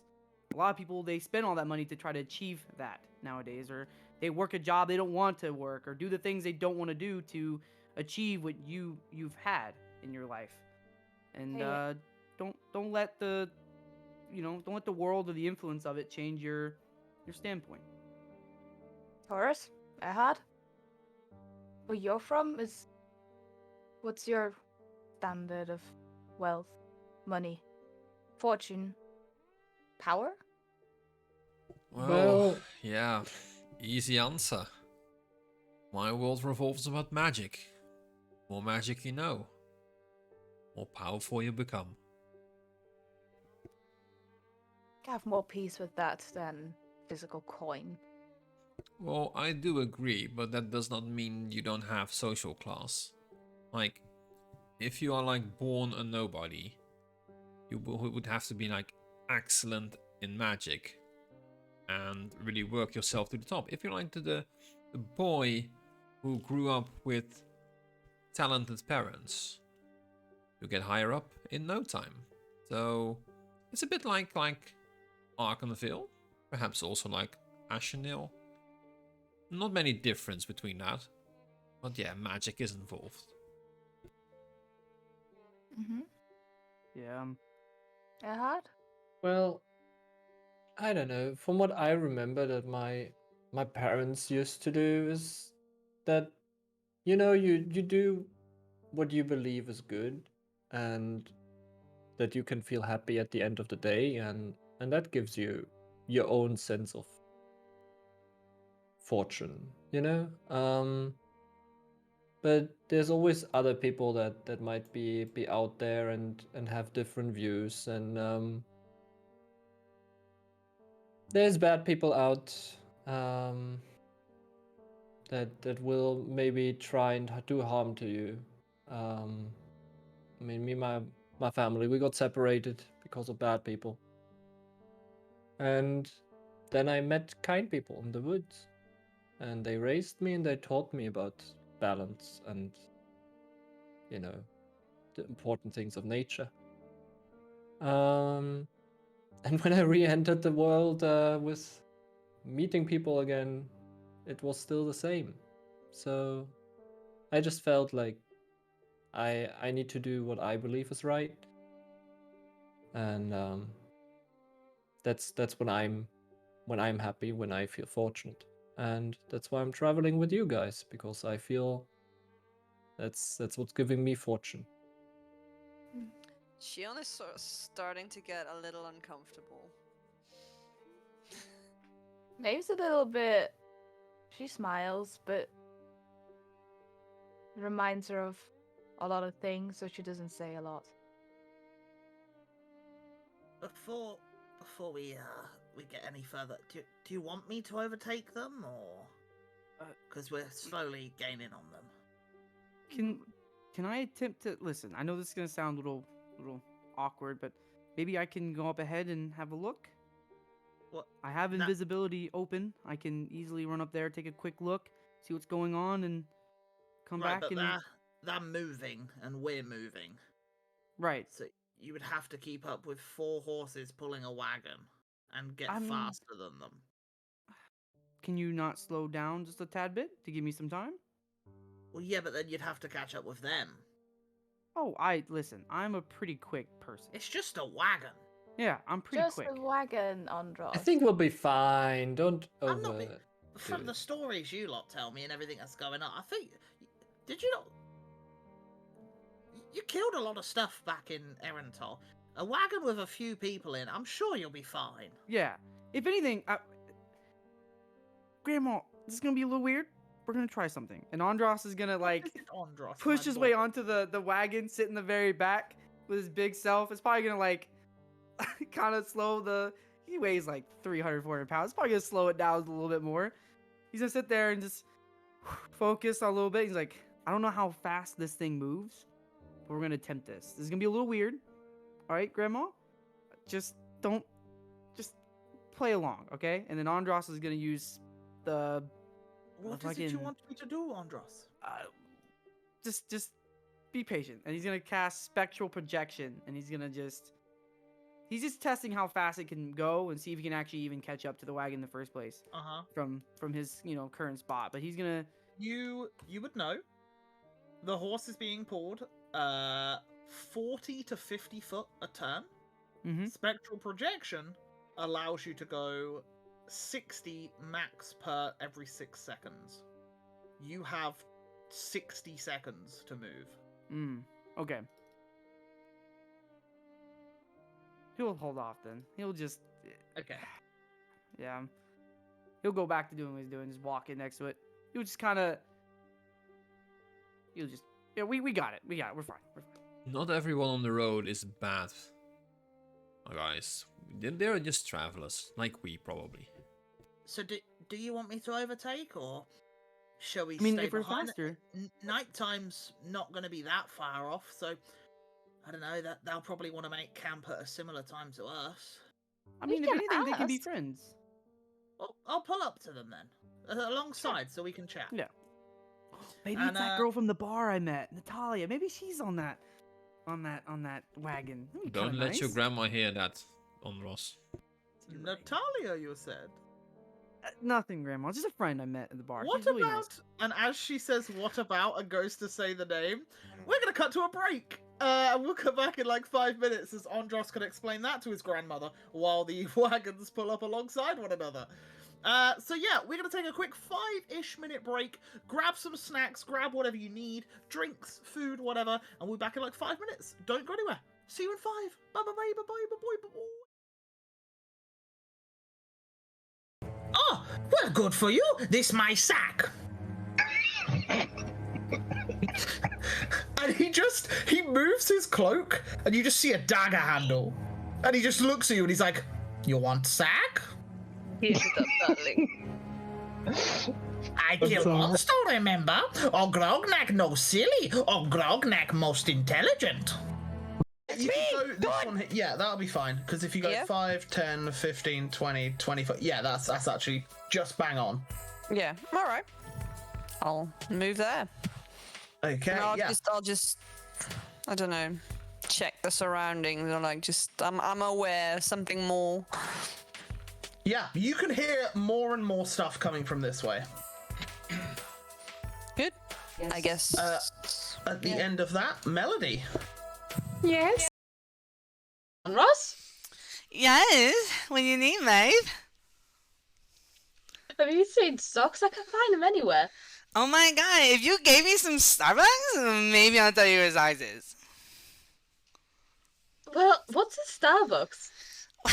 Oh my god, you don't know what Starbucks is? This girl's from Wacky Town. Oh my god, like, Starbucks is like the best thing ever created. Like, oh my god, back in my tribe, we had so much Starbucks. Starbucks every fucking day.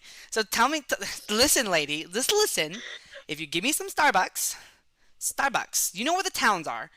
Just give me some Starbucks, and I will give you socks.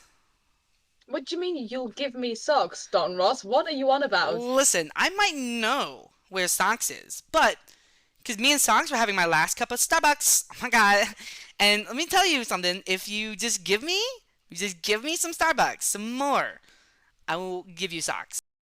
We'll put one of my CDs in that one. Don't you worry.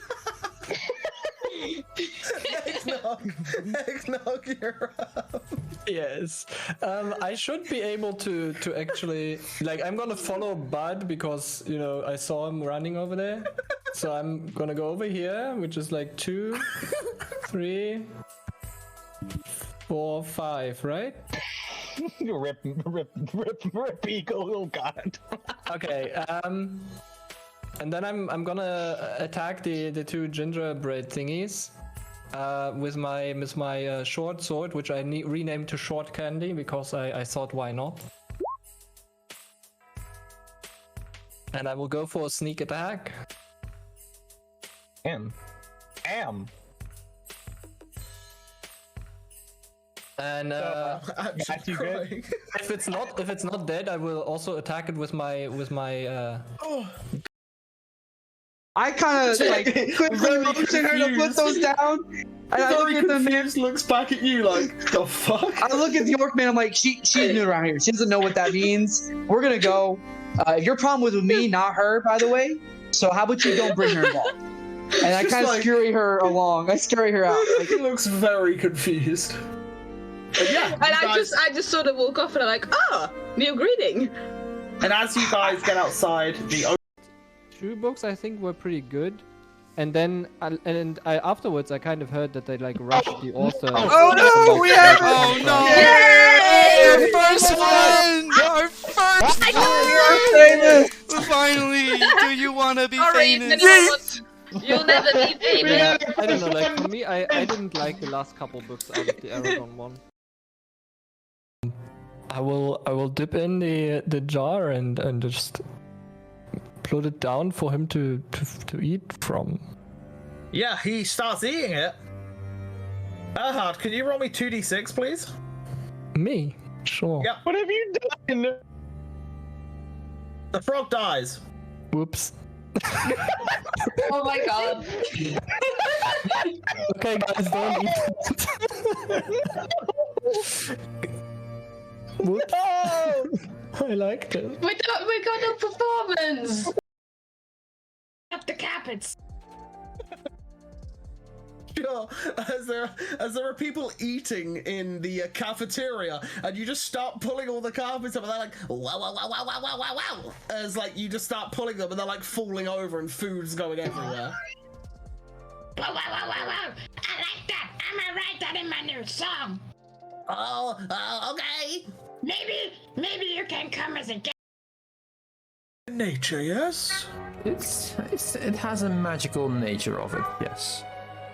Oh wait, let me just cat, shut up. There we go. Also, do you have some animals like rocking around here? Yes, my cat, Mittens. It's just over there. He's playing with his favorite toy. Oh, bless you, cat. He's lovely. Oh, he answered. It's a very responsive cat. Yes, tell me about it. But yes, follow me to the arcade section. Like I said, there's a limited Mittens. Come along then, and he leads you to the arcade library. In this public library, there is only a small section because hearing that his brother had got him a gift, such a cool, excellent gift, his heart stops, and he just vanishes. Are Dud gonna whip the weapon in his hands, blow the smoke? And I want to know this. I saved Christmas. Santa owes me a big reward for this. You saved Christmas? I did. And as you're all stood, And we can kill him forever. If we can And you have plan the this stone right. tablet. Was Yeah. that And I before have to after stone- you already took his side, or what was it? You No, when did you Don Ross, decide to be like, Don you know Ross. what? You know what? Wait, maybe Don maybe Ross, I'm Don gonna Ross, exercise a calm. plan here. You No, was on his side before he walked you- over to you and started talking to you. You Okay, already Don bowed Ross. out. You already bowed out to him before. No, I this is watched what it. your I was child looking from brain the back. takes over your little peanut brain. Don Ross, listen to me, right? You've been on this earth longer than me, but you don't understand shit. Listen, you need to listen. You need to figure out what the hell is going on before you draw your conclusions or your bow. Okay? There is So a that's what conclusion. we're doing. That dude's the That's cause what of we're the bad doing. shit that's happening to these people, and we just let them walk are out not the free cause just of to this. continue to do bad shit. then it's the gingerbread men's turns, who start ripping their limbs off and throwing them at you. Wait. Bud and Duds, Christmas edition song comes across the radio. Or that's clap your hands, y'all! Clap your hands, y'all! It's Bud and Done! We're here to stay! Yeah! Oh! Make the music slay! Yeah! Oh! Oh! Yeah! Bud and Done! Jingle those bells! Jingle those bells! Woo!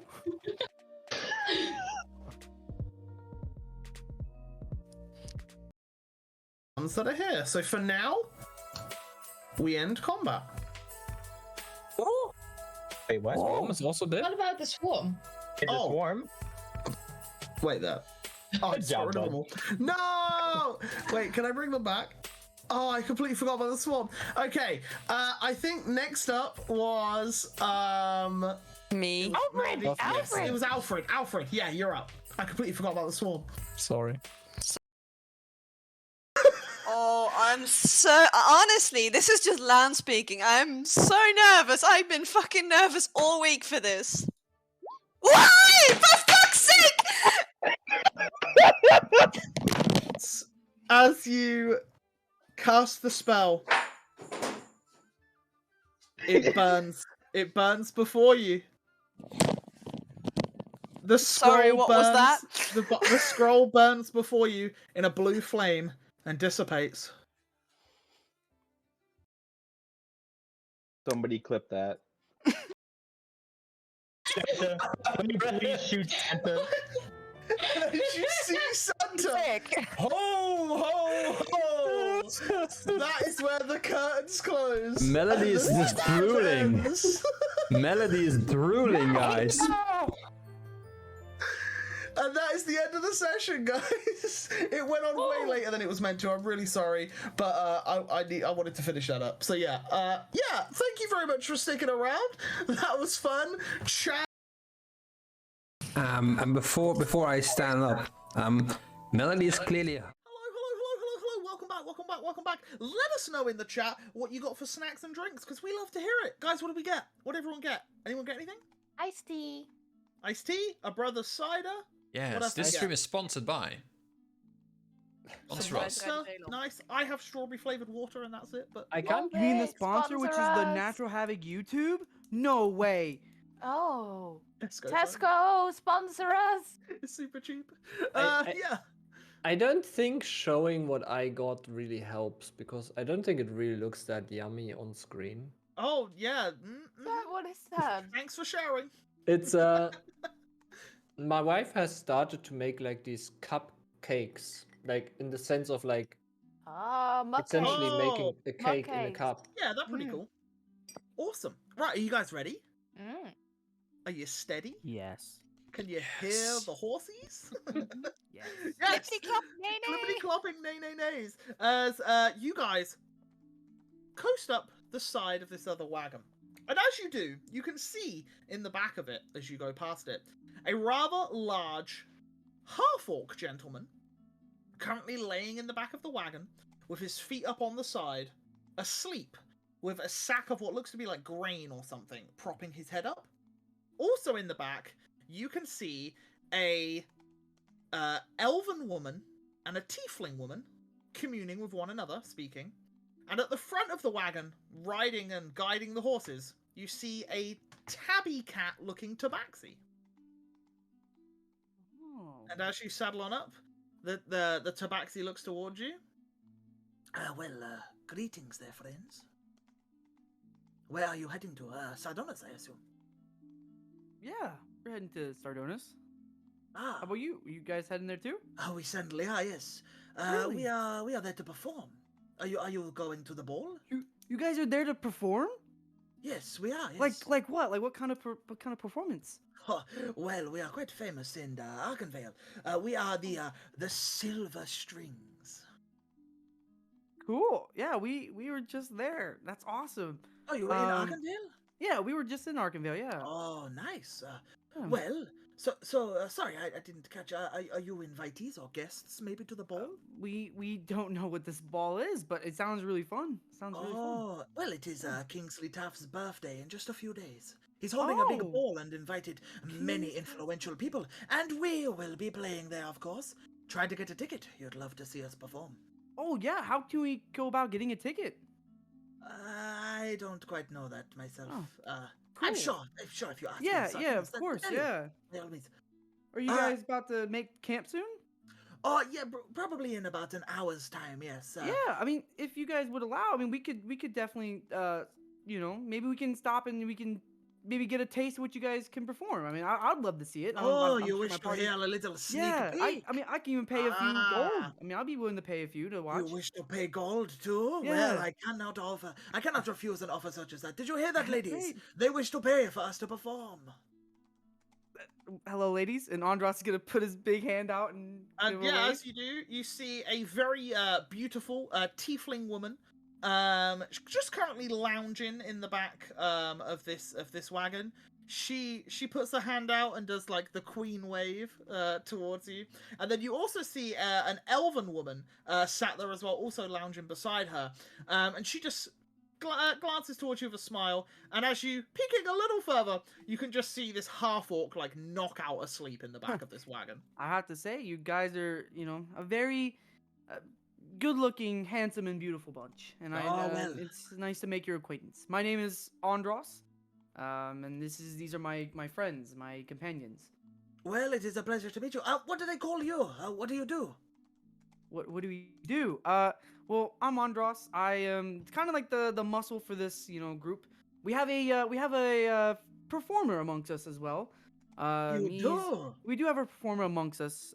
He's kind of, does a little bit of performing here and there. He travels, and he kind of hired me to be his. I'm kind of the muscle for him. I kind of keep him safe.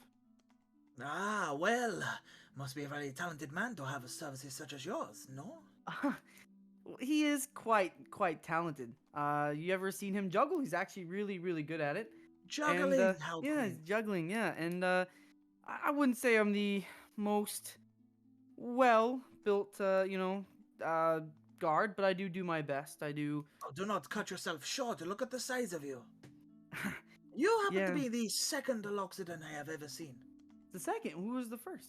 A gentleman back in Arkenvale runs a tavern of sorts. I would Oh, suggest going in there. It's a little Andros is gonna try to hide the tusk sword he has on his Yeah, belt. he and- like he Yeah. looks at you like nervously like twitching, and he's just like, Yeah. clearly a soft subject. You must know the man. I Oh, apologize. he yes, no, it's totally fine. He was a really nice guy. Because of him, I kind Don't of lie. He was a shit. Listen, he wasn't the nicest man, but he definitely taught me some things. I mean, it might not be the best things, but he taught me things not to do. I mean, he taught me, Well, yeah. yes, that is fair enough. I now know never to But enter his tavern. Do you so- guys need any help with anything? Do you guys, I mean, right I'm, now? yeah. I mean, when we get to camp, we can definitely help. I can, help out a little bit. If you guys have things you guys need to carry off, I mean, just let us know. But yeah, if you guys don't mind, we can, ride alongside and keep up, and we can chat. Where are my manners? I completely forgot. I told you the band name, but not who we are. Yeah, exactly. My name is Plucky. It is a pleasure. And he Plucky. extends a hand. Andros will give him a handshake. Yeah, and Try he not shakes your to hand. hurt his. Yeah. This is the Nashara, and he points towards the elven woman. What was her name? Nashara. Nashara. This is Savras, and points towards the tiefling woman. And finally, that's a big Surge in the back. Surge. That's a Yes. really cool name. I like it. Oh, good. Well, so does he. Andros will, give a wave and a little slight bow and to the ladies and go. It's very nice to make your acquaintance as well. I've never seen a tiefling before. Quite beautiful. I must add. It's good to make your acquaintance. Well, thank you for that, darling. And she goes back to talking with her elven friend. Andros hears the word darling and he takes a little small glance at Shion and then just She's just like, Plucky turns back to you and he says, So, you said that he is the performer and you are the muscle. Yeah. What are the rest of you? His So entourage? we have sort of we have a we have a very intelligent researcher with us, Arcturus. He's very intelligent. He's pleasure. our kind of the brains. He kind of helps us get to where we need to go. Maeve, the lovely lady sitting next to our person, controlling the horses. Her name's Maeve. She's kind of like she helps us out with like animals, creatures, nature in general. Very, very good at that. Very knowledgeable. And then we have Shion, who she's very she's very good at like making sure that we're stay on the right page. She kind of like how like every group has like I a understand. manager of sorts. That's An events manager, of course. yes. Shion is kind of Very the well. the events You need manager one. of our You group. do need one. Exactly. Trust me, we fired our last one, so Ooh. we're in a bit of a Oh, pickle. well, We're a few days yeah. late, but it's fine. Oh, you guys need an events manager. Seems like. Well, at some point, yes. Yeah. We obviously have a current event going, but Yeah, beyond exactly. that, yes. Yeah. Oh, cool. Yes, of course. Awesome. But yeah, that's our group. As you guys already know, I'm on the the muscle. I kind of Yes, I can see There that. is very take also- care much. of the issues. There's also our lovely carriage driver, Goloin. Oh, Yes. I was about to ask. You did forget him, but it's fine. And what about the girl at the back, looking a little somber? She is She looks quite she's- burly. Is she also Yes, muscle? she's also muscle. She Ah, kind of right. takes orders. Don't tell this to her. She gets a little offended, but she kind of takes little orders from me. I run the Oh. security around it. Yeah, exactly. Oh, well, I can Uh, clearly see that. Thank you. A big thank strapping you. fellow like Appreciate it. yourself. Yeah. Well, it's getting on a bit. Why don't we make camp early? Get to know each other a little more. Sure. I mean, if my party would enjoy such a thing, Andros will motion Sure. to his group. I didn't catch your performer's name. Oh, Well- Erhard. He's very, very skilled. Very skilled. Ah, do you say? Erhard, yeah.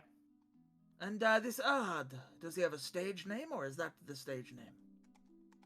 That's a stage name. It's I'm stage- Erhard Weiderstaff. and Are just- you a new up-and-coming performer? Yeah, I've been around. Oh, well. and About. Good, I love to meet them. Maybe you could join in with the musical theatrics tonight. Surely. Yeah. And Pleasure, Andros pleasure. will be like, all right, well, just let us know if there's a place you guys would like to stop specifically, and we can definitely stop for the night, and I can even help get some tents up.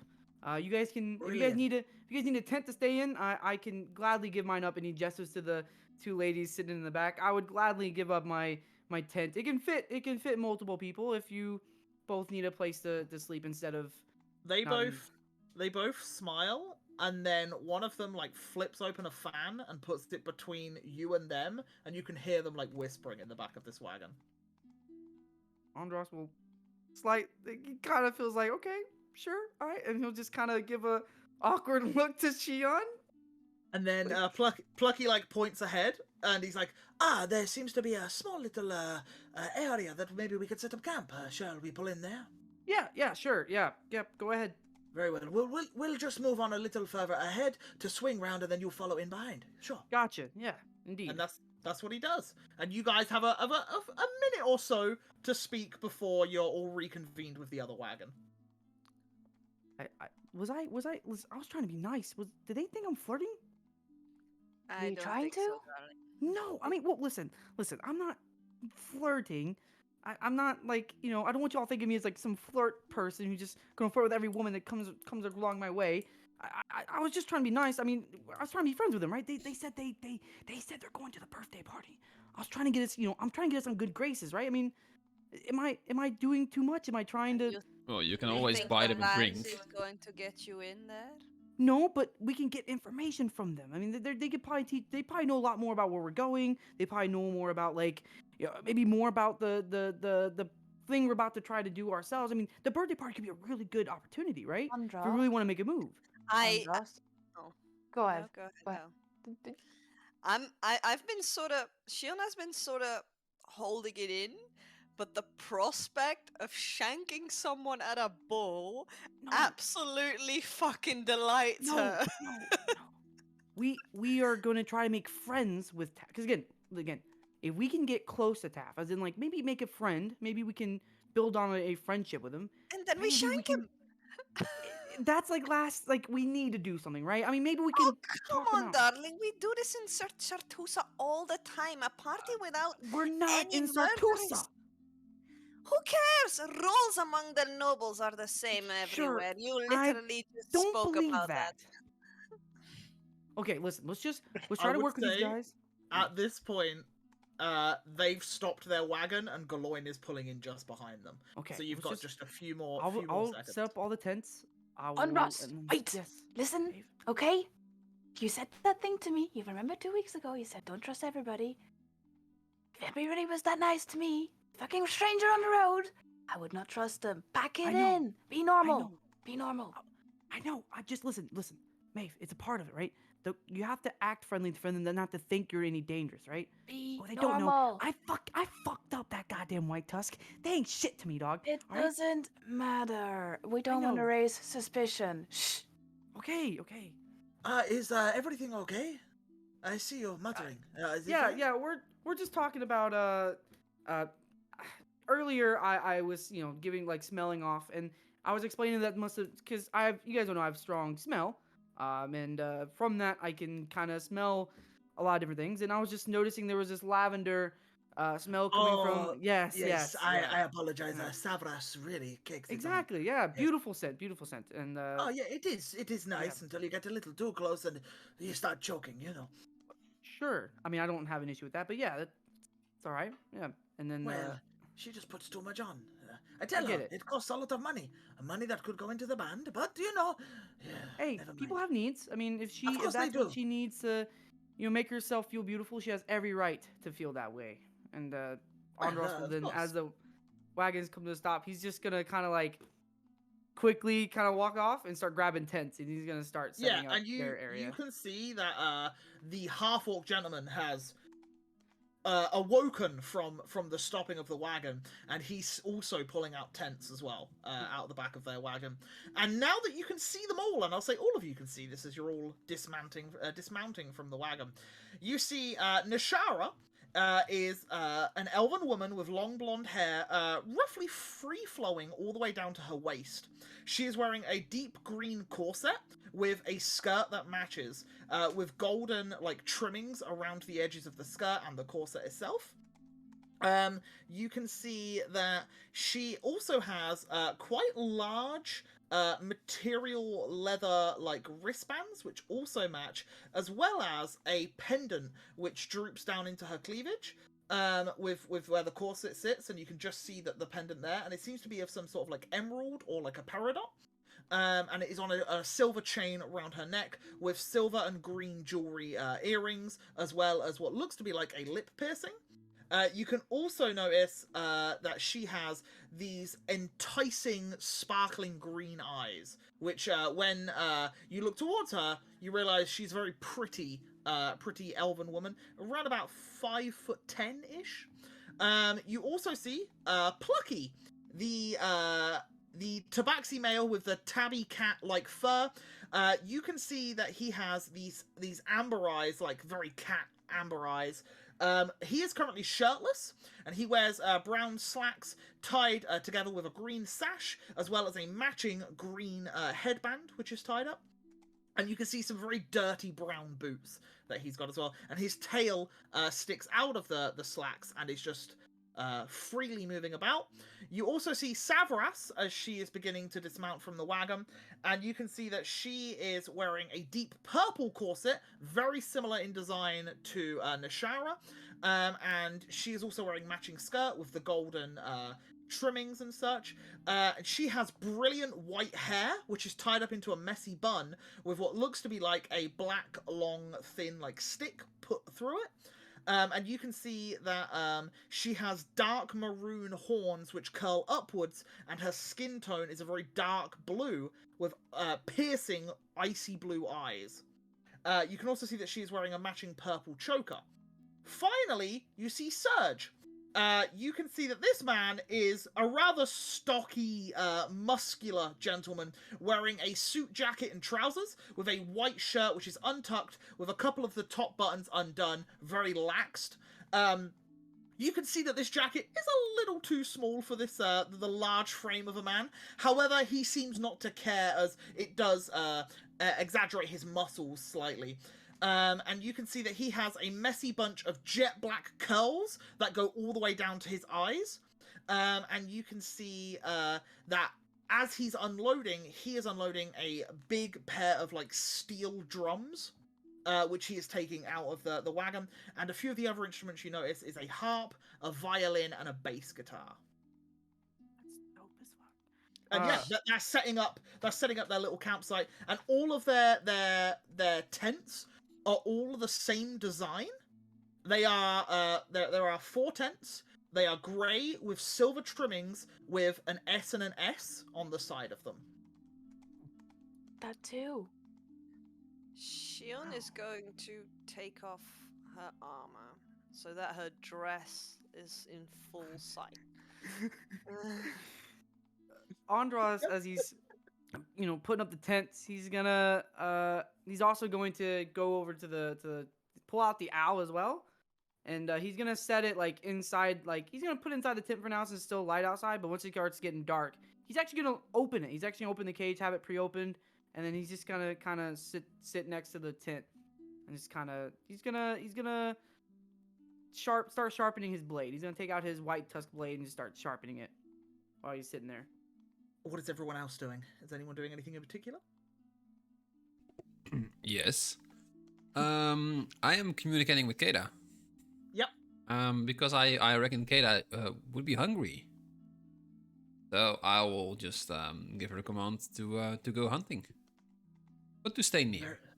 Very well, Octorus. I will report back if I see anything. Oh, that's good. That's good. Have fun. And yeah, Keda flies off. Maeve, Erhard? I'm crafting, well, I'm trying to make something out of the ingredients I found earlier on the way. Yep. I don't know if I need to roll for that, or if that's just a thing that you can do. You definitely do. Oh. I need you to roll me a herbalist's kit check with your wisdom. So it should be on the left-hand side under tools. If you click it, it should ask you for which attribute. And yeah, choose wisdom. Oh, sorry, I was tapped out. I was too fast. Oh, too fast for me. Yes, you smash it. You do know, however, it will take you a total of 6 hours to create 1 potion. Okay. So what would you like to make? You have the choice of the healing potion or the antitoxin.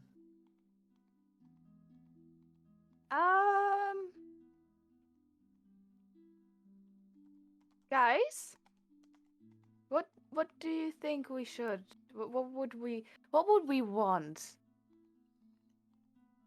Well, I I can- already used all my healing potions. I don't know about you guys. I know, but I have not come across any antitoxins in the shop. Healing potions seem more accessible. Maybe we can talk about this. Damn. Yeah, I mean, maybe we should. I maybe will later say, we should have a discussion. Maeve, if you want, I will allow you to keep that roll for maybe a later time if you wish to create one, or unless you just want to go for one of them. You've got enough resources to create 1 healing potion and 1 antitoxin. It will, so the way that it works is it does cost to create your first one, but it would cost in materials, which you technically don't have. So what I will say is because it's your first attempt at something. Would they eventually expire? No. They don't expire. The ingredients, if preserved in a magical fridge, would not expire because you guys have that ability. Fine, I'll throw them in. I've just looked at them, figured out what I can do with them, and then decided to leave it for a later date, hopefully soon, and put it in the fridge. Yeah, not a problem. Well, okay, but we'll hold that roll for when you do make the first batch. I'll write it down. Yeah, write it down. Aha. Yeah, I guess hearing that there's gonna be a ball and grand performances to be had, I think I'm just gonna practice some more with my disguise kit and just to highlight features and make myself look more dashing of sorts. Impressive, I don't know what you call that. Why don't you roll me a disguise kit with charisma, please? I just click on the disguise kit? Yeah, and then it should ask which attribute. Oh, I see. Charisma. Sure. 25. Yeah, you do this out of sight, and then when you appear around the corner as Erhard Widestaff, you you have much more angular features. You've made your jawline accentuate more, and yeah, you've put some contouring in to make your cheekbones more exaggerated, and stuff like that. Yeah, you look like the most attractive version of yourself, but you are an attractive version of you. You know what I mean? You look better than you did without the make. You get me. You get me. I'm clean. You don't need makeup, guys. Is what I'm trying to say. But yeah, and yeah, you walk on out, and you can see Surge has set up the tents, and he walks off as you see Plucky begins setting up a campfire, and then from round the corner, because it's like a slight hill verge with like a few trees nearby, round the corner you see Surge carrying part of a log, and he just like flips it down onto the floor, and it like thuds, and then the two women sit in the middle of it, and then he walks on over and he grabs like a chunk of wood that he's found, and he plonks it down and sits on it. Hey, Andros. Yes, Arcturus. I bet you 5 gold that you can't beat him in an arm wrestling match. Listen, so remember that orc lady from the Requisition? She whooped my ass in arm wrestling, and I think my arm wrestling career came to a really slow halt. So you do think this lad is stronger than you? Listen, I saw an orc lady turn to a wolf, and she looks more bad. I'm scared of her more than this dude, but from what I know of like orcs, they're not nothing to mess with. So you are afraid this guy's going to turn around in a wolf? I don't. Yeah, listen. I don't think he will. But listen, if Brasso was here, Brasso would whoop this guy's ass, 100%. But Brasso imagine the look of the ladies when you defeat that guy. Listen, in fair I can combat. Really get their attention. I can get their attention if I want to. But imagine I'm not trying to flirt with them. I'm not trying to flirt with the Imagine if you ladies. show off your strength. No, because listen. Come on, Andros. Listen. I believe. I'll make it 10 gold. No. Listen, back where I was from, yeah, a lot of women went for the stronger guy, right? But what I've noticed about being here, and what I've noticed about, even someone non-Loxodon, like, Naughty, like, the girl from my history, they a lot of like people want something more genuine, more real, and more smart. I'm starting to really pick up on it. Maybe not. Listen, I'm not smart, and you saw how that one girl, she really was into me there, right? I mean, what was her name? Natalia. She really enjoyed me, right? So I mean, if you think about it, maybe I don't have to be anything special. Maybe I just gotta be myself. I feel like I have some charm, right? I have charm. So you're gonna be like yourself and like vanish the moment the girl giggles at you. Listen, Arturus, I am not good at talking to women. The closest thing I talked to was someone I legit just ran away from. Like, one thing goes wrong and I leave Fortis, right? I'm not confident like that. Have a little faith. What do you have to lose? I don't know. Like, it was different. You know what I mean? The only thing like, I have to lose is probably 10 gold because you're gonna lose. Wow. Thanks for the faith. Andros will get up and he will walk over to where the orc was, and he goes, "Hey." Before we get there, we will cut to somebody else that has been spoken to as Plucky approaches Shion. Hello there. Was it Shion, an events manager? Yes, I know it doesn't look like it, but it really doesn't. No. Just as you do not look like a regular band of musicians. You must be quite prolific. What do you mean? Well, the Silver Strings have been going for maybe a year now. We get around a bit. What about yourselves? You're clearly not an event manager, so we can drop that, guys. Very well. Well, I think... What is a lady of your stature doing here, is what I'm asking. Honestly, good sir, I've been asking myself that every day. But unfortunately, circumstances have caused me to be here along with this ragtag group of people whom, for some odd reason, I have grown rather fond of. I can see that. Let's be honest. You look at my four, well, me included.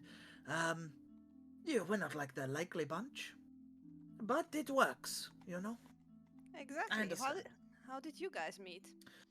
Well, I owed some money to somebody. Serge also owed some money to the same person. The girls hated the person we owed the money to. And, well, let's just say the four of us kicked his ass.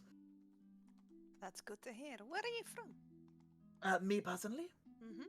I'm from the Kajami jungles.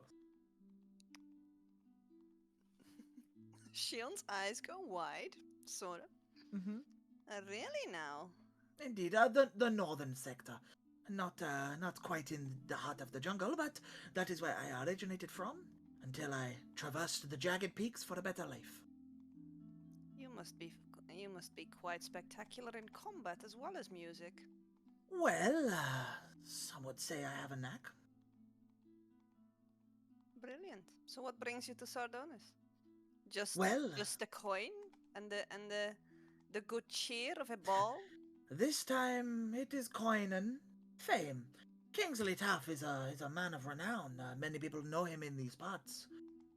And a chance to play at a performance and maybe win him over. You know, could spell good for the silver strings.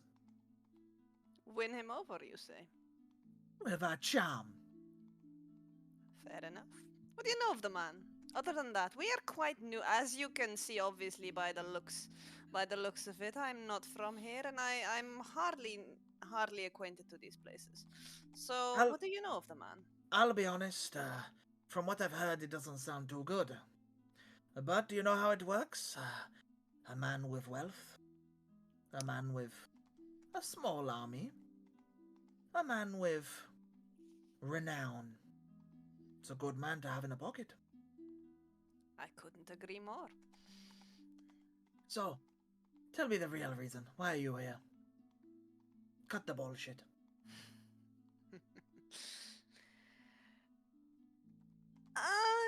She ponders for a little while.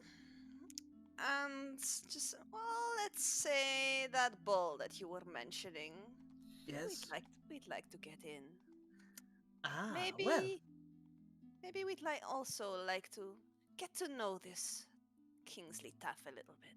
Maybe our goals are not so different. Maybe they are not. Let's stick around each other for a while. I'm pretty sure we can find a way to get in.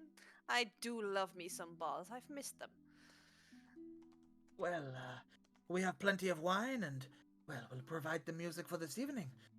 I'm sure, we could all get better acquainted. If she'd had a glass, she'd raise it. And he smirks, and he gently just puts an arm on your shoulder, and he nods, and then he walks back to his group. Yep. And as this is happening, Galoin is, he saddles up to, I assume, where Erhard walks around and Maeve is, and he's like, This makes me feel, a little, unnerving. How is everyone so pretty? You mean those 4 people? I mean everyone. Erha does that thing. It's like a magic thing, right? I just thought I'd never noticed it before. Wait, I didn't... Wait, since when did you have such prominent cheekbones, Erhard? It's a thing I can do. Right. It gives more, impression to the crowd. Well, that makes sense, with your performing background. I just feel a little out of place. What are you talking about? Nah, no worries. I just feel a bit, Have you seen yourself? You look so bit, good. I just feel a bit normal compared to everyone else. Do you know what I mean? Have you seen all of us but Shion? Yes. You're We're the all weirdest very, bunch. very vibrant and unique. You have the stealthy Loxodon. You have you with all your animal shapes and magic and craziness. And you have Arcturus with the biggest brain. And I don't even know what he is. You have Shion, who's from Quirin. Well, I don't think I need to say any more on that. And then you have Erhard, who literally was levitating this morning. And You know, we have Galoin. And I brush the horses. Do you No. see what I'm trying to state? Nah. You are. You'll always be one of us. Well, I'm aware of that, but You are the everyone's so glue that unique. has kept us. No, you are the glue that has kept us together as a group. And if it wasn't for you, I don't think we would have even made it to Arkenvale in the first place. Well, I don't know about that. You're as essential as all of us, as any of us. Well, I appreciate it, but And we appreciate you. God damn, you're all so unique. Look at you. I've never seen such a mixture of different races and cultures and backgrounds in one campsite. And you fill the gap just perfectly. Well, thanks. Is there anything you would want to do? Any dreams that you have, Galoin?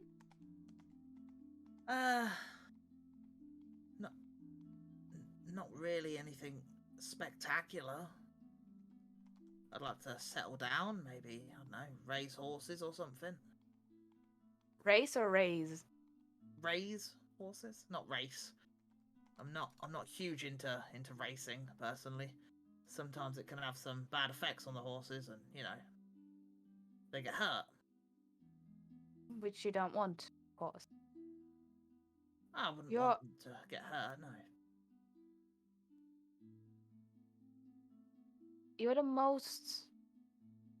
I feel like nearly one of the most caring people in this group. And pick up the things that all of us seem to forget about all the time. Like, I noticed, I didn't say anything earlier, but I saw you picking up Elise for socks. Like, you didn't have to do that, and you looked after the owl as well, and looked for stuff for Kada. I That's don't so even know nice. if Kada eats. I don't know either, but it's the thought that counts. The fact that you went out and looked for our animals. Well, yeah, because that's what I'm here for. To help you guys and make your lives that little bit easier. No, you're here because we appreciate you. Oh.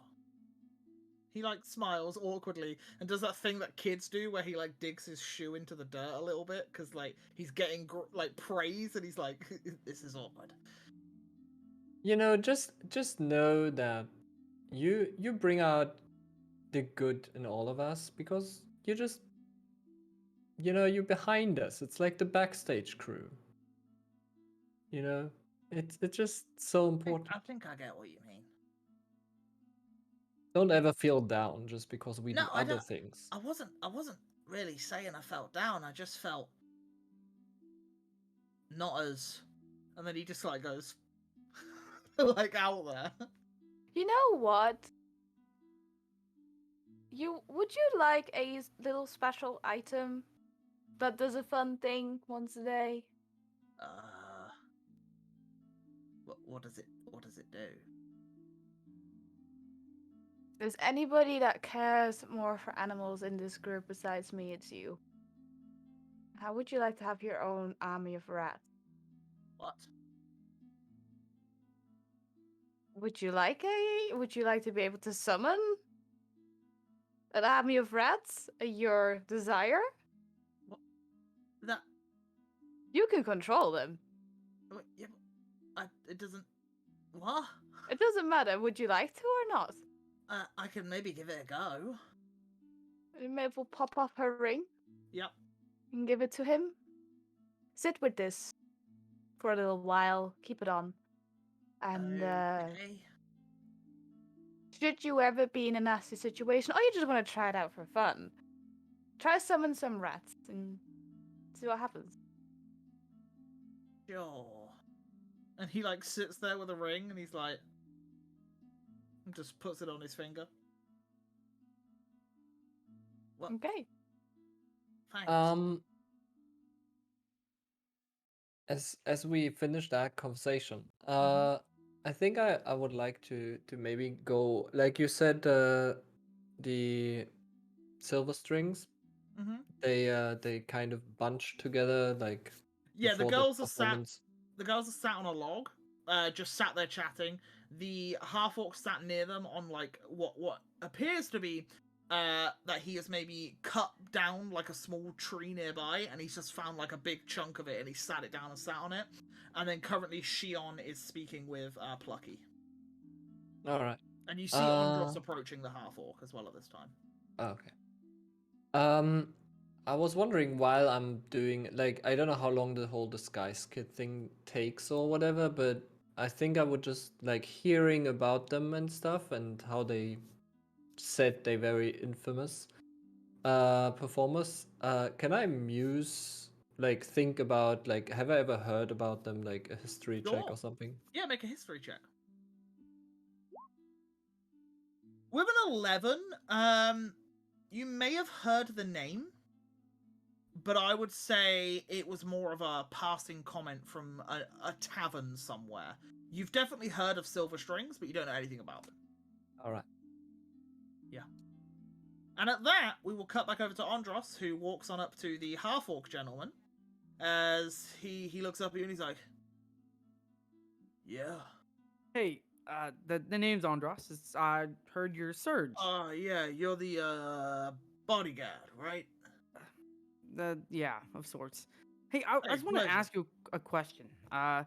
You see, I see how strong you are. I see how gifted you are in lifting things and things like that. And I can't help but just maybe want to see just a friendly arm wrestle, just to kind of see how it'd go. He reaches into a pocket. He pulls out a platinum piece. Deal. Will pull out a platinum piece himself, and he places it. Yeah, he places it down next to yours, and then he gets down on his knees by the log, and he limbers up his arm, and then he slams it in, and he's ready to go. Andros takes a minute. He kind of does his little thing with his shoulders, and he's like, Grandma, I don't know if you have anything. And in his head, I don't know if you don't have anything to help me here, do you? You literally cannot help me in this situation. I'm gonna embarrass myself. And he's Dross, you do not want to be cheating the man. I have taught you better than that. Okay, Andros will get down as well, and he'll take a deep breath. You're like, Bros, I wish you were here right now. In the meantime, get ready to. Arcturus is going to hype the things a bit up. And he's going to try to gather the rest to look in a circle. Yeah, I was just gonna ask. Yeah, where are we as in the vicinity? Yeah, I would say as they're doing this, everyone's like looking at you, and then Arcturus, you obviously like say like, "Hey, come check this out," or whatever you shout to the group, and then everyone starts to like amalgamate over towards you. And the two women are still sat on the log, but they're pretty close to where you two are, so they don't have to move. But they are both watching as well. The tiefling woman, Savaras, has her fan open, and she's just gently fanning herself while watching. But yeah. I need from you an athletics check, please. And then I will roll for this gentleman. Helps if I click on the token. There it is. Right. You rolled a 16. Yeah. Ooh. You might win this. You certainly do. Let's go! Let's go! As it starts off, stalemate for a short while. And you, very nervous about what's going on, you give ever so slightly. And as you give, he goes for it, and he puts too much into it, and you realize that you've got him off balance. And the second he relaxes, you slam it down to the other side. And he just like, he looks up at you and you see his eyes go wide and he's like, oh shit. Andros is like shocked too. He's like, oh shit. Oh. Yeah. I thought it'd be tough, but damn, dude. I thought you were gonna whoop my ass. So did I. Thanks. Appreciate that. He slides the platinum over to you. And Andros will pick that up, put in his Hey, pocket. And, drinks on you and Sardonis, buddy. Hey, listen. If we go to a tavern, I will pay for you, and I'll pay for a round for everybody. What was the name again? I kind of Andros. slept. Andros, yeah, Andros. Surge. Surge, yeah, nice to meet you, Surge. And he shakes your hand with the other arm because you can see him like just loosening the other one up. Yeah, Andros will return the handshake, and he will look over. He would like out of his peripherals just look towards the two ladies and see if maybe their expressions change about him, seeing him. They definitely take an interest of sorts, yes. Okay, and after that, Andros will get up and he will kind of sit closer now. But he will, before he does that, he'll kind of take the owl cage and sit it next to him as well. So you kind of be sitting there with the owl and kind of just sitting there now. And at this, dusk has properly set in, and the sun is just partially out behind one of the nearby hills that you can see, but it is slowly creeping further and further away as, pardon me, darkness begins to slowly grow over the area. And at this point, you see Plucky go over to the wagon, and he starts pulling out bottles of wine. He walks on to the girls and passes them a bottle, which they start to open and begin pouring themselves in their tankards. And then with the other two bottles he passes one to Surge, and then he puts one down next to where he's sitting. And then he walks back to the wagon, and he pulls two more bottles out, and he places them down in between the rest of you. And he says, by all means, enjoy. Have that for you. For gracing us with your presence. Thank you. Thank you. Thank you very much. And he just pops the top off of his one and just starts drinking directly from the bottle. As Surge immediately sees this, and he just starts chugging his as well, seeing that there seems to be some sort of like banter between the two of them. And yeah, they begin chugging, whereas the girls seem to be drinking. Andros wants to drink, but he's reminded that they're still kind of out in like the middle of traveling, and he will refrain from drinking. He will kind of just not partake, and instead he will just kind of sit there. And he also knows his grandma's there, and he doesn't want to like drink with her there, and he'll just sit there. He'll sit there and watch and kind of just enjoy what's going on around him. Is it visible that Andros is not feeling comfortable with looking at the girls? Why don't you roll me an insight check? And Andros, if you are not feeling comfortable, roll me a deception check, please. He's definitely not feeling comfortable. Okay. Arcturus, you can see he's clearly troubled, but you're not sure why.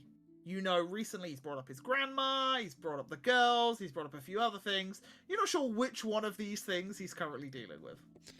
I'll walk up to Andros with a bottle of wine. And first of all, I'm gonna hand him over the 10 gold. You earned it. I got a platinum. I think that, No. takes care of the... We made a deal, and you earned it. Thank you, Arcturus. I appreciate that. And I'm gonna hand him over the bottle. I'm gonna wink him over like, go sit with the girls. But I got my grandma, man. I don't think she would like me drinking in front of... You don't have to drink, but imagine what your grandma would think of those lovely girls, those sweet girls. Right. Andros, my boy. If you want to have a little drink, that is fine, but Just be careful, you know, you're not a full adult yet. Grandma, never mind. I will not tell you. And he'll just get up. He'll, as the Andros is, he'll pop the bottle open. And he'll actually join Serge in the tabaxi and like trying to drink as fast as he can with the bottle, and see how quickly. he can Sure, get roll me through. a con save. Oh shit! This is some powerful shit right here. Well, it's a whole bottle of wine you're starting to chug, so... Okay, that's not too bad. Okay, yeah.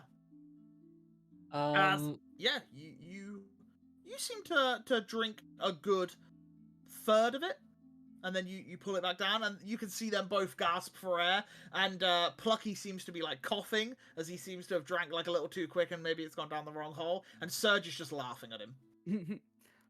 And yeah, Andros will then finish by sitting next on the log with where the ladies are, and he'll just sit there. He won't say anything yet, but he will look towards Arcturus and just like kind of give him a look as if like he's kind of Andros is definitely visibly like nervous. He's not very good at this kind of thing. As you sit down, what is everyone else doing? As you see 3 people start chugging wine, and then Andros goes and has a chat with Arcturus, and then sits with the 2 new women.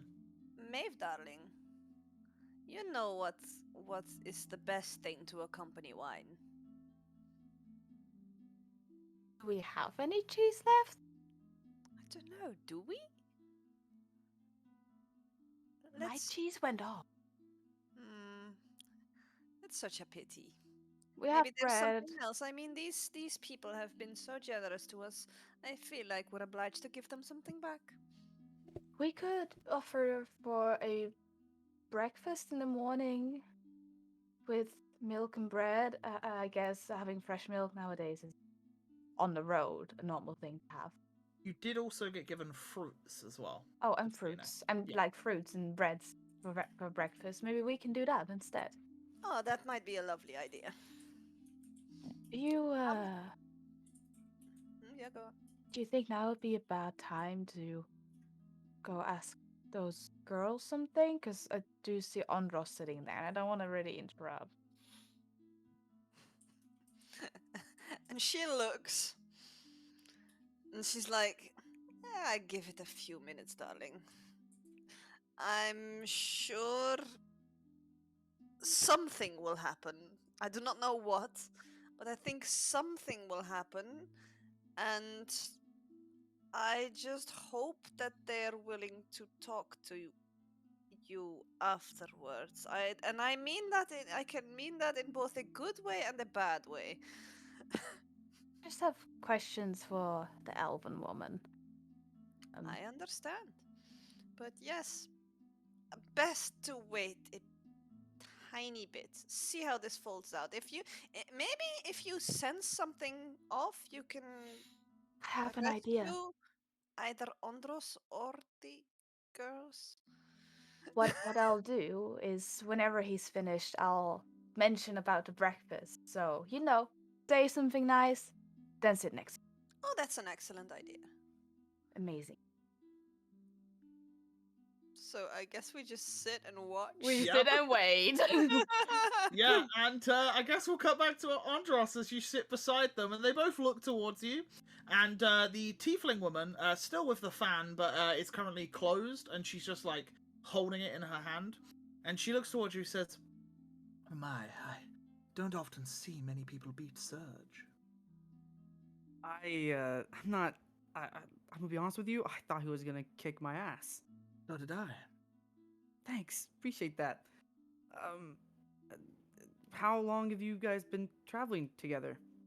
Well, we've been as a band now for maybe a year. How is it like to, travel and, perform and? It's interesting. We are quite an eclectic group, and I think because of our uniqueness, it pays off. I understand the unique aspect. Don't think I've ever seen a tiefling before.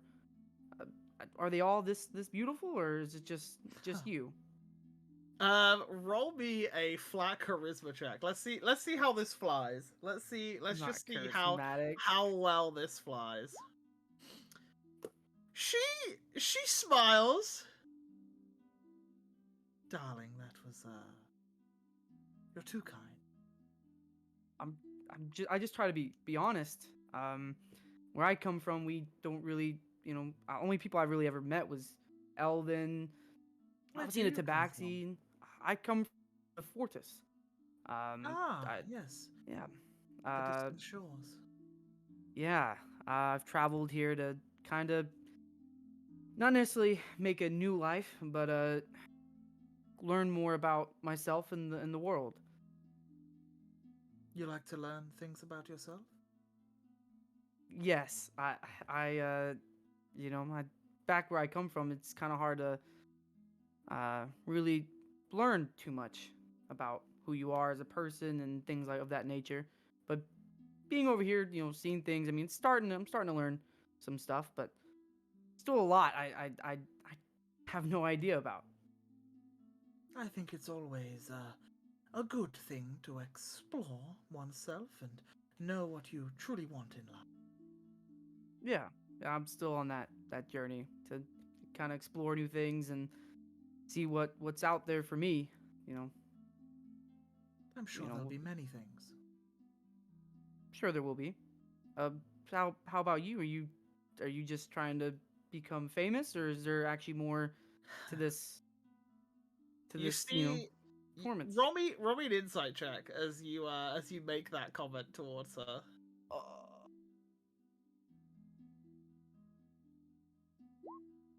Yeah, 17, you definitely pick up on it. You saying the words trying to be famous, she kind of like ever so slightly like twitches like it's a tick for her. It's something she doesn't like. It's almost like an insult, but it's not. She understands, and you pick up on that. Yeah. I'm dang it. Listen, I'm just gonna be honest. I'm not really good at social gatherings. I've kind of been on my own for quite some time, for a few years, and sorry, I get really nervous, especially, someone as you know, cool. I mean, I admire your passion for performing and going on this just journey for that. I mean, I admire it, and it's something new for me. I'm not very good at talking to He to places a people. finger on your mouth. Shh. You said you wasn't good at talking, so stop. Yes, gotcha. I understand that you didn't mean any offense by it, and I'm sorry if I portrayed that I took offense, but I have been trying, yes, for a year now, a little longer than that. We've made a name for ourselves, and to be invited as guests and performers for Kingsley Taft, that has some renown to it. The Silver Strings, although new, is definitely the hearsay of some towns and cities. I appreciate what you're trying to say. Cool. I think you'll. I mean, I haven't heard you guys perform. I mean, I come from a whole different con. I don't even know. Would you like to? Yeah, I would. I would love to. I'd love to hear you guys play, and Very well. Plucky. And he like turns. Yes. What is it? Would you maybe start fetching the instruments for us? And at this, I would say, Andros, she smiles at you. She says, "We'll talk later." And as she steps up and walks off, Maeve, you want to go over and sit next to the elven woman? Is that weird if I can see that they're getting ready to perform? All she says is that, and then you see Plucky walk off. But if you want to have a quick chat with her, or do you want to wait till after the performance? I would guess Maeve would be smart enough to sit and wait if people are getting up. And then in that Well- case, yeah, As I see them getting ready, like I've been thinking about wanting to chat someone up about it, but I guess I would just walk over to the tiefling lady and just kind of say like, yeah, well, we haven't really been introduced, but yeah, I'm I had white stuff.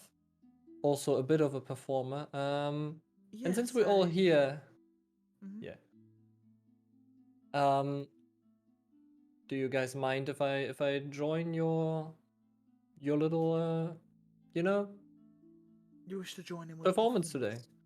Well, I would say, why don't you let us start so that we can show you what we have, and then by all means, if you wish to join in after half a song, Oh, I would like that. You'll notice the beat.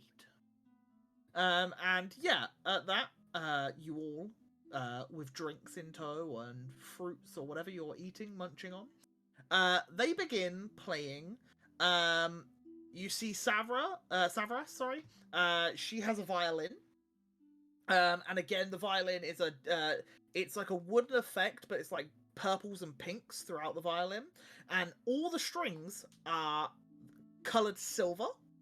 You also notice the bass guitar is green with golden like trimmings and filigree on it, and all the strings are silver. You notice the harp that the elven woman plays is golden with green leaf designs on it, and the strings are silver. And then finally, you see the steel drums, which are just steel drums, and around the sides that hold the top of the drum and the bottom of the drum together are silvered strings. As they all begin playing, and I rolled an 18 total for their performance. So they start playing a song for you all, and it is a rather good performance. You notice that Savras clearly takes lead with the violin, and halfway through, there is a slight drum solo that is played by Serge, and to end it off, it ends with the harp playing a loving melody, which then ends with like a symphony at the end of that. And as they're playing, it is very good. It is a very good performance. You don't know if maybe they could be better. Maybe they could have performed maybe a little bit better than they currently did. However, bearing in mind you are in a like lay-by of sorts on this roadside. They're not in their like stage-like performance. Aha, did you want to join in during the song? I guess I think you said there was a drum solo halfway through. So I guess as they all start back up, I would try and join in at that point. Join in with the rhythm and just Sure, roll me a performance check. Sure. Okay, I will say, because they rolled an 18, you rolled a 17, I think it's close enough. I would say at one point, maybe the very first note, you just come in a little late, but the rest of it is solid. Because you rolled so close to what they rolled, that was the DC set, essentially. You managed to maintain and keep up with them. And yeah, you do a pretty good performance. And when it's all done, they all bow. Ahad, do you take a bow as well? Well, I had a little, let's say, trick up my sleeve. I kind of snip my fingers and have Olaf appear underneath my hat, which obviously no one can see. Yeah. And as I bow, I take off my hat, and Olaf also gives a bow. Nice. Yeah, and as you do that, the girls stand up and curtsy, and the guys stand up and bow. And then they all sit back down, and they just start like laughing amongst themselves and like chuckling. Yeah, I assume do you clap? Or what do you? Yeah, you guys clap. Cool. Yeah, you don't have to personally, I would also clap, but I also would turn to them and kind of, as you're saying, they obviously cheerful about it. And I would just also say thank you for letting me join in, and this was very great fun. It was a pleasure. You're quite the performer. I try my best. Did very well. Right, more wine. And she smiles, and Plucky once again walks over to the wagon, and he gets out another 4 bottles of wine. He puts 2 down for their group, and then 2 down for your group as well. And I guess I personally I will also have. Do we have cups? I don't know. You would all have your own tankard. Yeah. Yeah. And That's fine. And you will be yeah, drinking. just get some good Anyone that has drink. been drinking throughout, can I please have a Constitution saving throw? Damn it. And I'm going to roll it for them as well, but I'll roll it to DM. Oh. Solid. Okay. Andros, the wine's getting to you a little. You're starting to get a slight headache. But you're still okay. Arcturus, you're tipsy. You're getting very merry. You very much enjoyed the music. It was nice to just relax. You're kind of chilling out a little bit. Same with you, Erhard. You're in a similar boat. Shion and Maeve, the pair of you, you're not getting drunk. You're just drinking and you are enjoying yourselves. Maeve, somehow the alcohol doesn't even like affect you at all. Like there's not really a buzz. You're just kind of tanking this wine. Yep. And with that, I will fill up my my cup again with some more wine.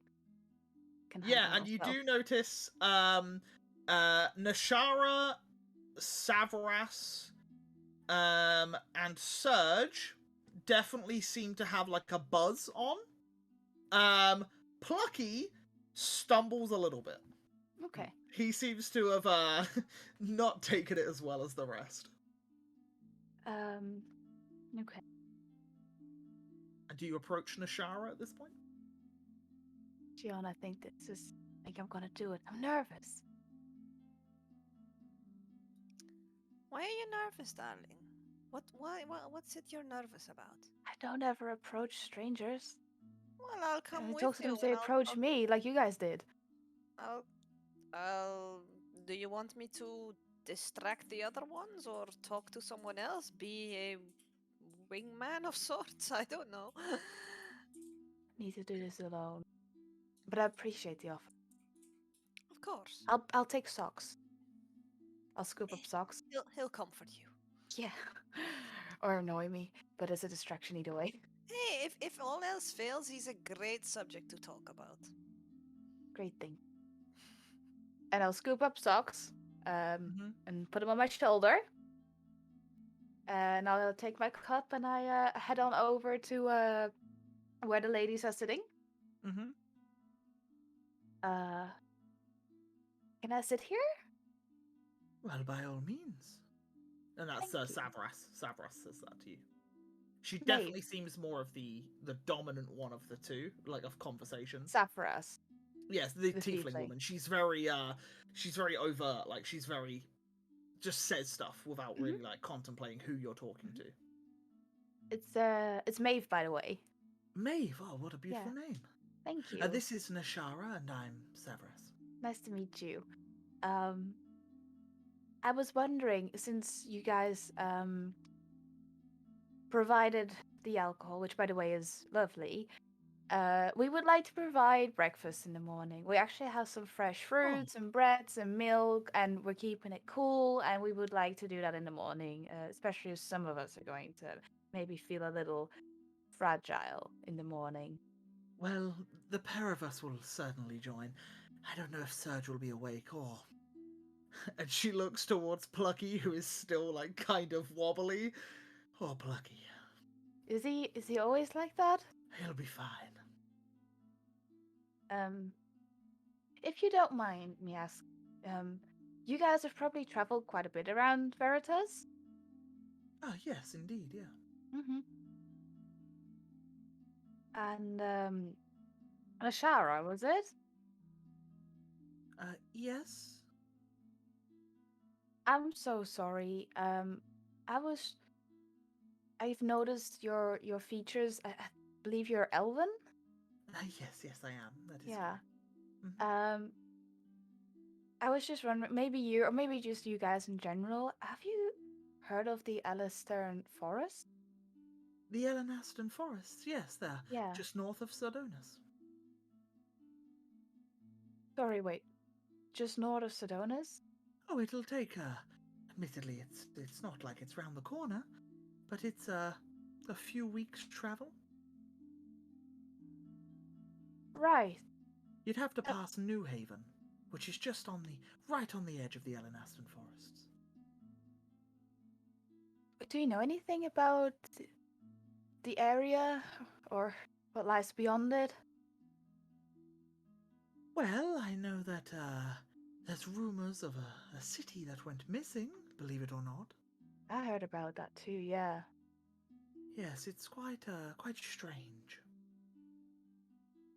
Right. I have a friend that lives in that area, but I'm not well traveled around Veritas, so I'm trying to figure out where they could be, you see? Well, I'm sure if you're heading to Sardonis like your group says, there might be people there that have travelled from the Ellenaston forest. Mm-hmm. And yourself, Nashara, you aren't from that area? I'm not. No, I'm from Craddock originally. Oh, is that near? It's the other side of the wildlands. My mother and father, they took great effort in coming to Arantus for a better life. I hoped it worked out for them. Well, yes, I'm sure it did. Okay. Well... And yourself? Pardon? Where are you from? Maeve's going to smile for a second and say that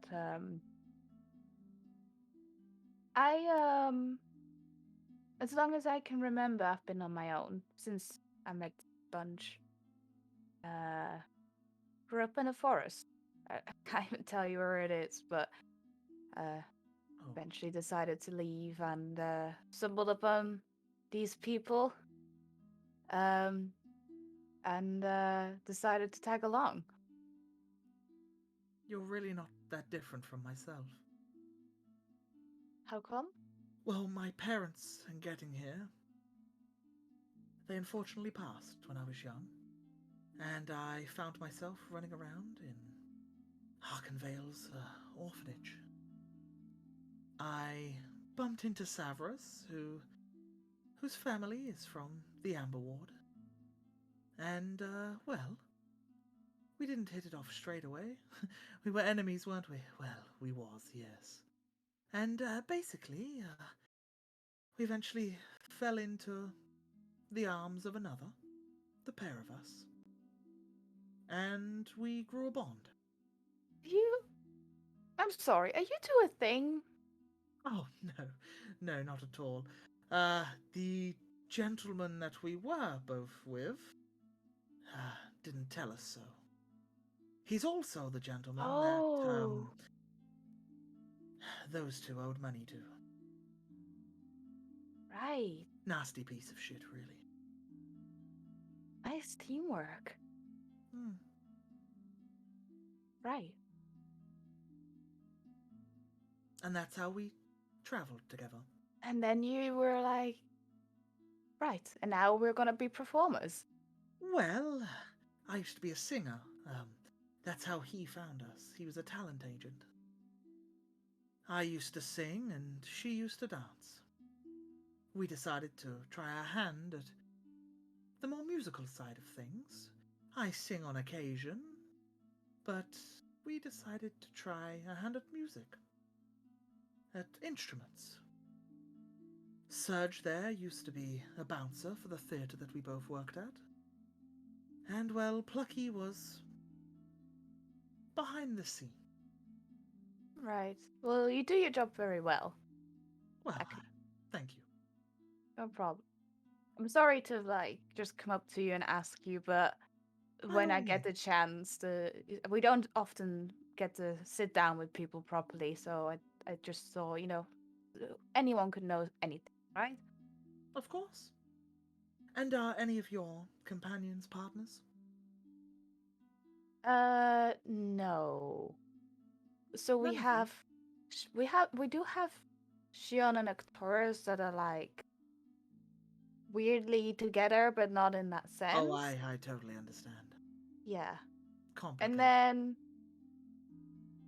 I think Andros would want to be with, but not in the group. You know, like he's been experimenting a little bit, which has been honestly hilarious to see. Roll an insight check. For me? Wait. Roll an insight check. As you say that, let's see. Yeah, 22 for sure. Savras's eyes widen when you say experimenting. And she's like, like it piques her interest at that point. What about yourselves? Do you ever, you know, What, in amongst the group? well, or outside of the group? Depends what we're feeling. Interesting. Many of us are open to many things.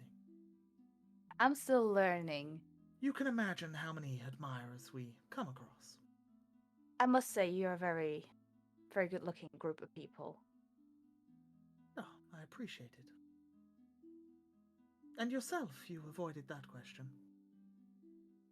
What about myself, sorry?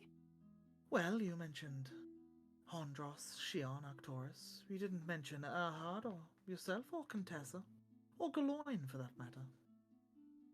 I've never heard them about anything of such. Like, they've never mentioned it. Myself, I am very much still learning who I am. And Very well. Do you have any tips on how to? She smiles and smirks. I could maybe teach you a thing or two. Sure, like right now or over breakfast? Well, I'm not quite sure where this conversation's going at this point, but let's just say my tent will be open this evening. And at that, she says, "It's been a pleasure." And she stands up and she walks on over to Plucky.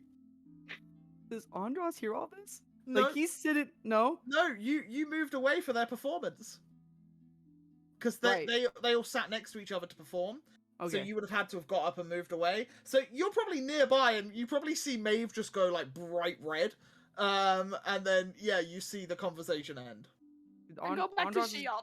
Yeah, Andros is gonna take the seat next to the tiefling, or you then come and sit Savras. down. Yeah, and he's gonna look at me like, that was a very lovely performance. I didn't. That was awesome. Oh well, thank you very much. Yeah. We were just talking about you. About me? Yes, your friend Maeve told me that you like to experiment. Experiment now. What way did she mention I'd like to experiment? Well, why don't you tell me? I think I don't know. It's hard to speak about things. Like I said, I'm not really. You did say you weren't great at talking. Right. Yeah, I'm not much of. Are you more of a hands-on person? I mean, that's what my family would say. I'm very. She's like, no. I mean, like growing up, I was more when learning things. I was more like actually doing it than, or I'm not much of a teller. I'm more of a shower, if that makes sense. Right. Well, right. It's a show. And she ponders for a minute, and you can see that she's debating something in her head. If you wish to talk more in private later, my tent's the third on the right. I'm totally down talking later. Yeah. And that she says, "You're interesting." Thank you. I haven't had many people. I mean, of course they say I'm interesting because Plucky, and you see Plucky throwing up next to a wagon, and she's like, "Oh my, look, I'll talk to you later. It's private." By all means, come to my tent tonight. Yeah, And of she course. steps up and she walks on over to Plucky, who is just projectile vomiting into a Andros bush is near a gonna wagon. beeline to Arcturus, and he's just gonna be like, "She wants me to go to her tent tonight. What the fuck is going? Maeve said I was experimenting. What is going on?" Andros, in life you get chances. This is one. What chance? What are we talking You about? remember that lovely lady back in the big tavern Yeah. who wanted to have your company for the night?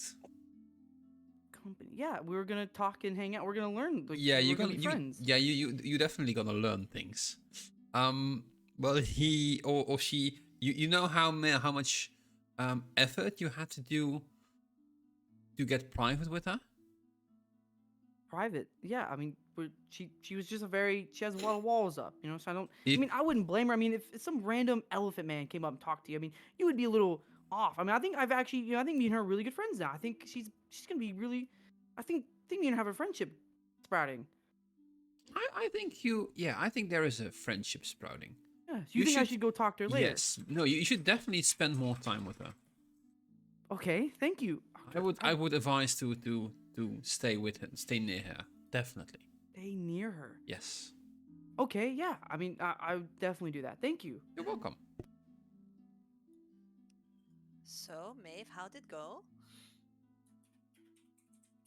Good, I think. You think? No, not well. Okay. Did you talk about First socks? of all, what? Did you talk about socks? No. As a pet, is he still there? Right? I think so. He is.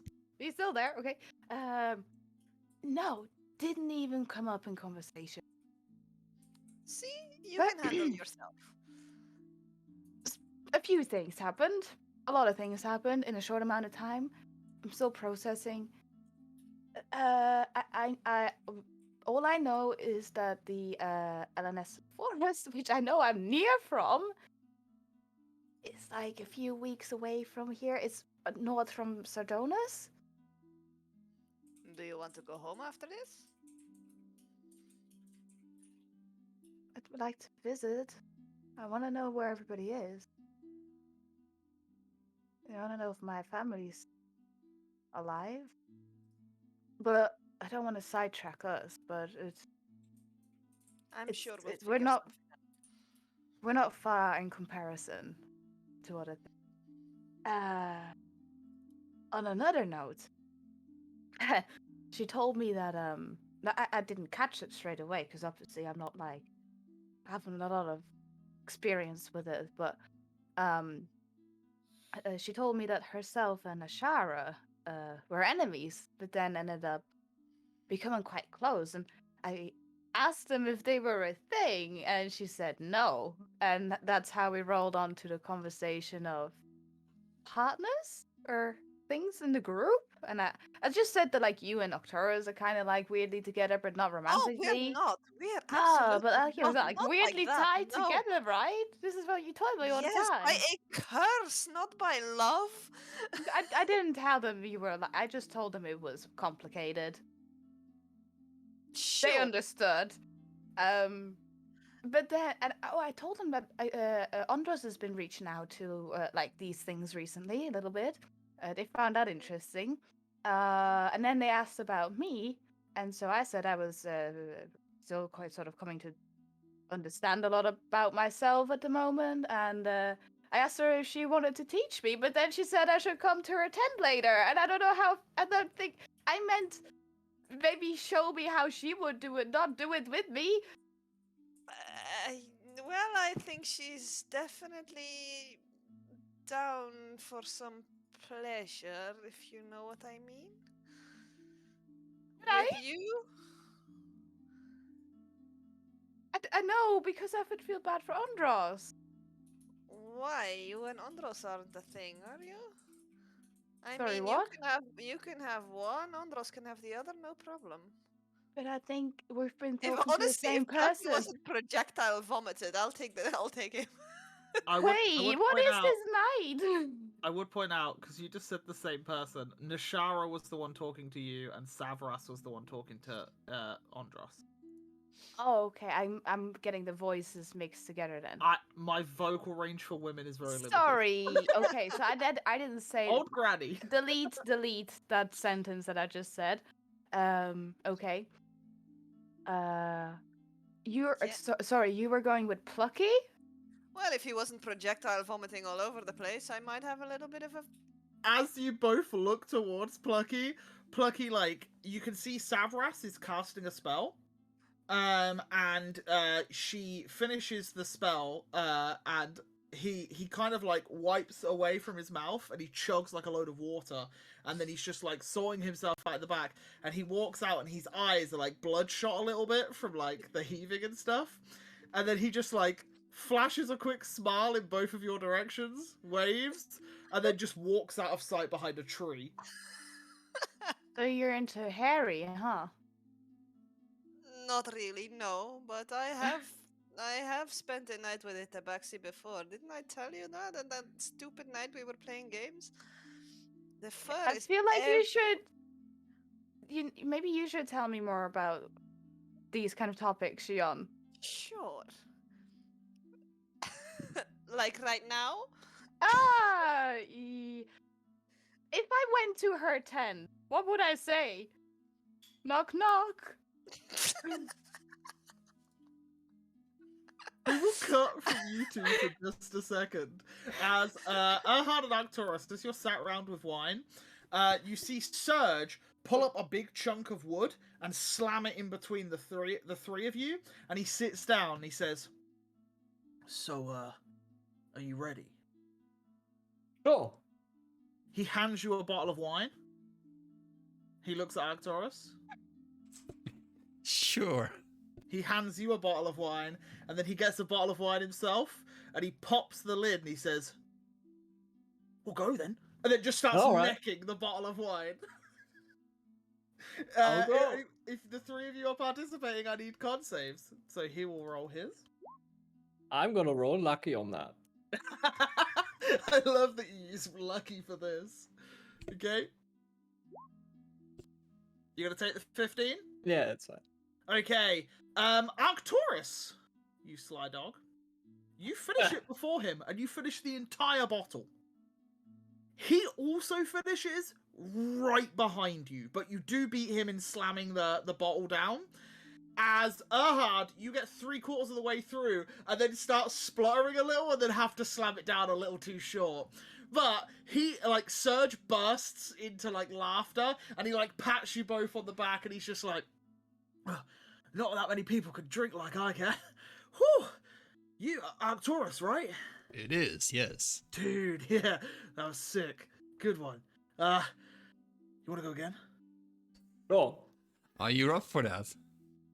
We ain't got many left. Just don't tell Savras. Well, I think Severus has He's busy. other interests. Yeah, just blame it on Plucky. I always do. That's a good one. And he runs over and he like sneaks 3 bottles and then runs back over to your little table, puts them down. He says, "Right, you ready?"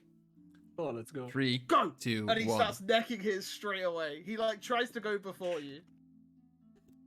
Well, I'm rolling that on lucky again. I don't need those anyway. Haha! Woo! As Erhard this time manages to finish his drink, getting his second wind as he's going through it. He slams it down, and the pair of you two are still going. Arcturus, you get halfway and have to put it down, and you're gasping, and straight away you've got like this slight headache building already, and you're just like, oh, and like everything's kind of moving a little bit too quick. You also notice, because he rolled the exact same as you, Surge is in the same mental state as you right now, as he looks at you and he's just like, oh, this is a bad idea. Like, he can clearly see that this isn't going well. As Erhard, yeah, you finish it, you slam it down, you like gasp for air afterwards, and you sit there and notice that both of them only got halfway. So anyone has some dice? Ah, die. Oh, yep. I got dice. And he like pulls out his dice, and if the two of you want to play dice with him, he will begin playing dice. As the three of you begin bonding a little and playing dice and playing some games, the night draws in a little more. And as it does, people start peeling off to their tents. Galoin goes to his, Contessa to hers. Serge crawls over to his tent and kind of just like throws himself into it as the doors are open. You notice Savras gives a glance towards you, Andros, before going into her tent, as Nashara looks towards Maven Shion before going into her tent. And then you also notice Plucky stumble back to the camp with his flies undone. And as he does, he like stumbles on in, he like winks and finger guns towards Shion, and then goes back to his tent. Andros will he will mentally tell his great grandma, like, I should go in, right? Is this the right time to go in? We're just talking, right? Andros, my dear, you do what you want. I will stay outside. Okay, thank you. And Andros he'll hesitantly walk towards the tent, and he'll think about it, and he looks back towards Arcturus and the others, and he's just kind of like giving like a, what do I do? I'll give him a wink. Andros will then go into the tent. Just as you I go will to just go say- in. Oh, go on. Don't break anything. Yeah, just as you go to go in and Erhard shouts that across the thing, you see Plucky go to stumble in. He's like, oh, no, sorry, wrong one. And he like stumbles back over to his own tent. As you can see, he's still not quite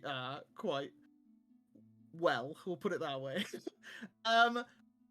So Andros, you go into the tent, and and it is a large tent. Savras has the biggest tent of all of them. And it is definitely fit for probably 3 people sleeping comfortably. But it is just for her, and you can tell it's for her because it's very luxurious and everything that's in there, and it's very her. And you go on into the tent, and we will fade to black for you. Does anyone else go into any tents? Unless it's their own. Well, I'm gonna go into my own tent. Yep. But before I go to sleep, Yep. I would just like to meditate again with my foci, just because Not a maybe problem. I you get spend some more time. attuned. Yeah, you spend some time to meditate and try and focus on your mentor and the foci. As you sit there and try to, and again, you can feel the arcane flowing all around you and within you. But unfortunately, you cannot. There's like a barrier. You just cannot get past it. Arcturus, what are you doing?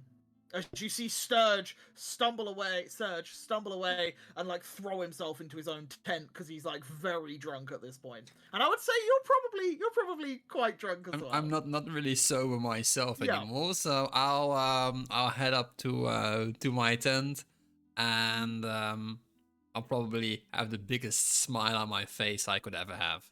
Nice. As you fully relax. And yeah, Kada comes back at some point during the night after feeding, and Kada keeps an eye on you, making sure you're okay. Shion and Maeve. Like I said, no details, just if you're going into a tent, we'll fade to black. No. Are you, Maeve? If you don't want to, here, I'll show you. And I move over to Plucky. I'm who's ever so slightly disgusted, but yeah, his tent's better than mine. So, so I'll just, I'll just sort of glance back at him and like, well, I hear you have a marvelous tent, darling. Yeah, it is the second biggest tent, yes. And I sort of walk there because I'm just not that drunk yet, but oh well. Yeah, and he opens the doors, and he smiles to you as you walk on in, and then as you walk in, he closes the tent door behind you. Before I do so, I sort of... It's not that hard. Trust me. Shion vanishes. Maeve, it's up to you. Your own tent or wherever you want to go. Is Galoin still inside at least? Yeah, Galoin he hasn't really drank too much. He's had like a tipple, but he's made sure the horses are okay, and he's like looking after everything else at the minute.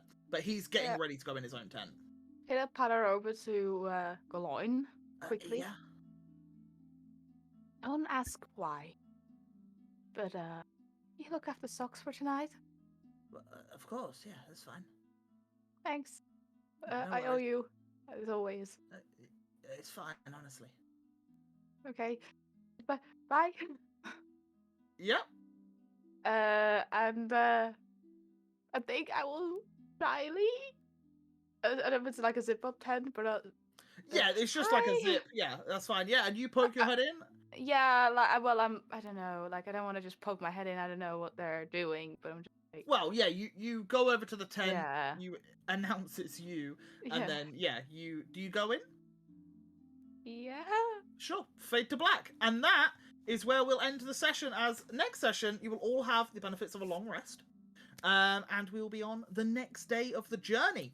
As you guys had an eventful evening, meeting the Silver Strings, and doing whatever you did in that evening. So yeah, that is it. That is the end of tonight's session. Thank you very much, guys. Thank you for sticking around. I know I went a little bit longer. I was trying to get to the bit where you all went to sleep so that next session we start a brand new day. Right, What do you awesome. mean sleep? Well, yes, sleep. I have a question. Yep. Do the guys that visited like other ones' tents do have buffs when they wake up? Or Nope, debuffs? I'm not doing anything like that. No, You I'm might not have an promoting sleeping with somebody else as a buff or a debuff. That's not how it works. But yes, you guys have your evening with whoever or yourself. And yeah, we don't need to go into details. It's all good. So let's go around the room. Tim, this side. Yep, Tim, take it away. Well, guys, thank you so much for today. I really had a blast. It's a wonderful bunch of people, really. I mean, just amazing.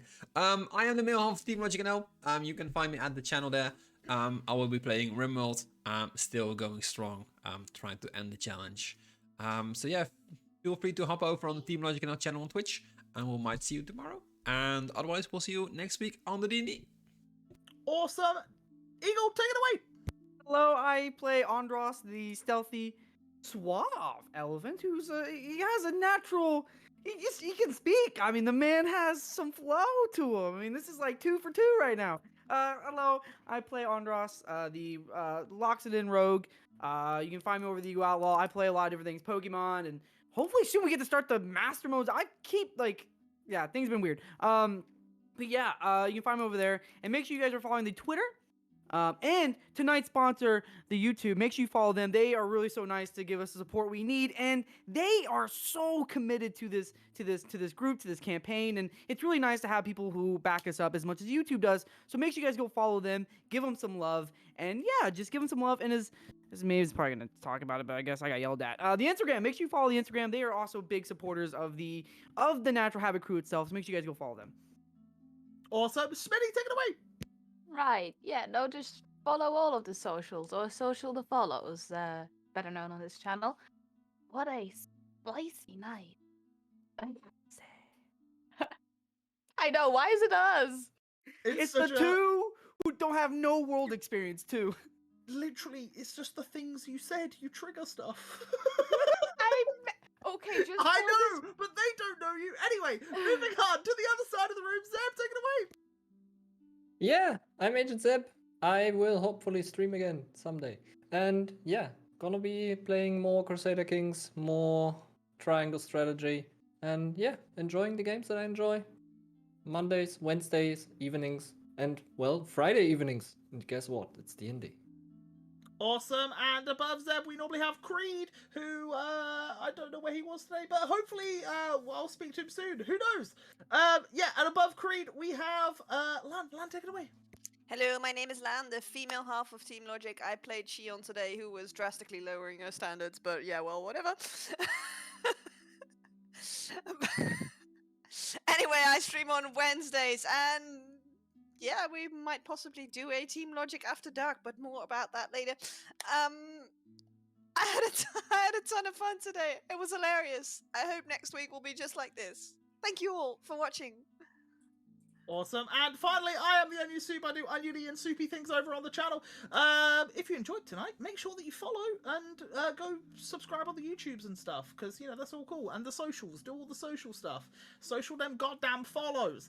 But thank you guys for being here. Thank you for being on YouTube. Thank you for being on Twitch. Thank you for watching the VODs. Wherever you're coming from. Past, future, present. You know, all of that good stuff. And I hope you enjoyed tonight. I hope all of you did. And hopefully...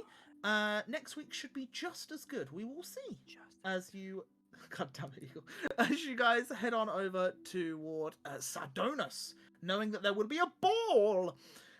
So yeah, so that should be fun. So do we have someone to raid on into? We do. We do. Awesome. Let's go. They are called Chaotic Neutral Games. Wait, what? And they are playing. Chaotic Neutral? Yeah, exactly. So yeah, it's quite the opposite of what we are. It's a bunch of shields. They are also doing a homebrew 5e campaign, so yeah, let's make sure we share the love for D&D. Yeah. So fantastic. Make so, yeah, sure you copy the message. Yes, copy the message, paste it on over when we go in on there. Let's make sure to give him some love. Yeah, stick around and say hello. But we will be back hopefully next week. I'm pretty sure we will. But yeah, we'll be back next week. Guys, much love. Take care. And thank you very much for sticking around. Goodbye. Goodbye. Goodbye. Goodbye. Goodbye. Bye.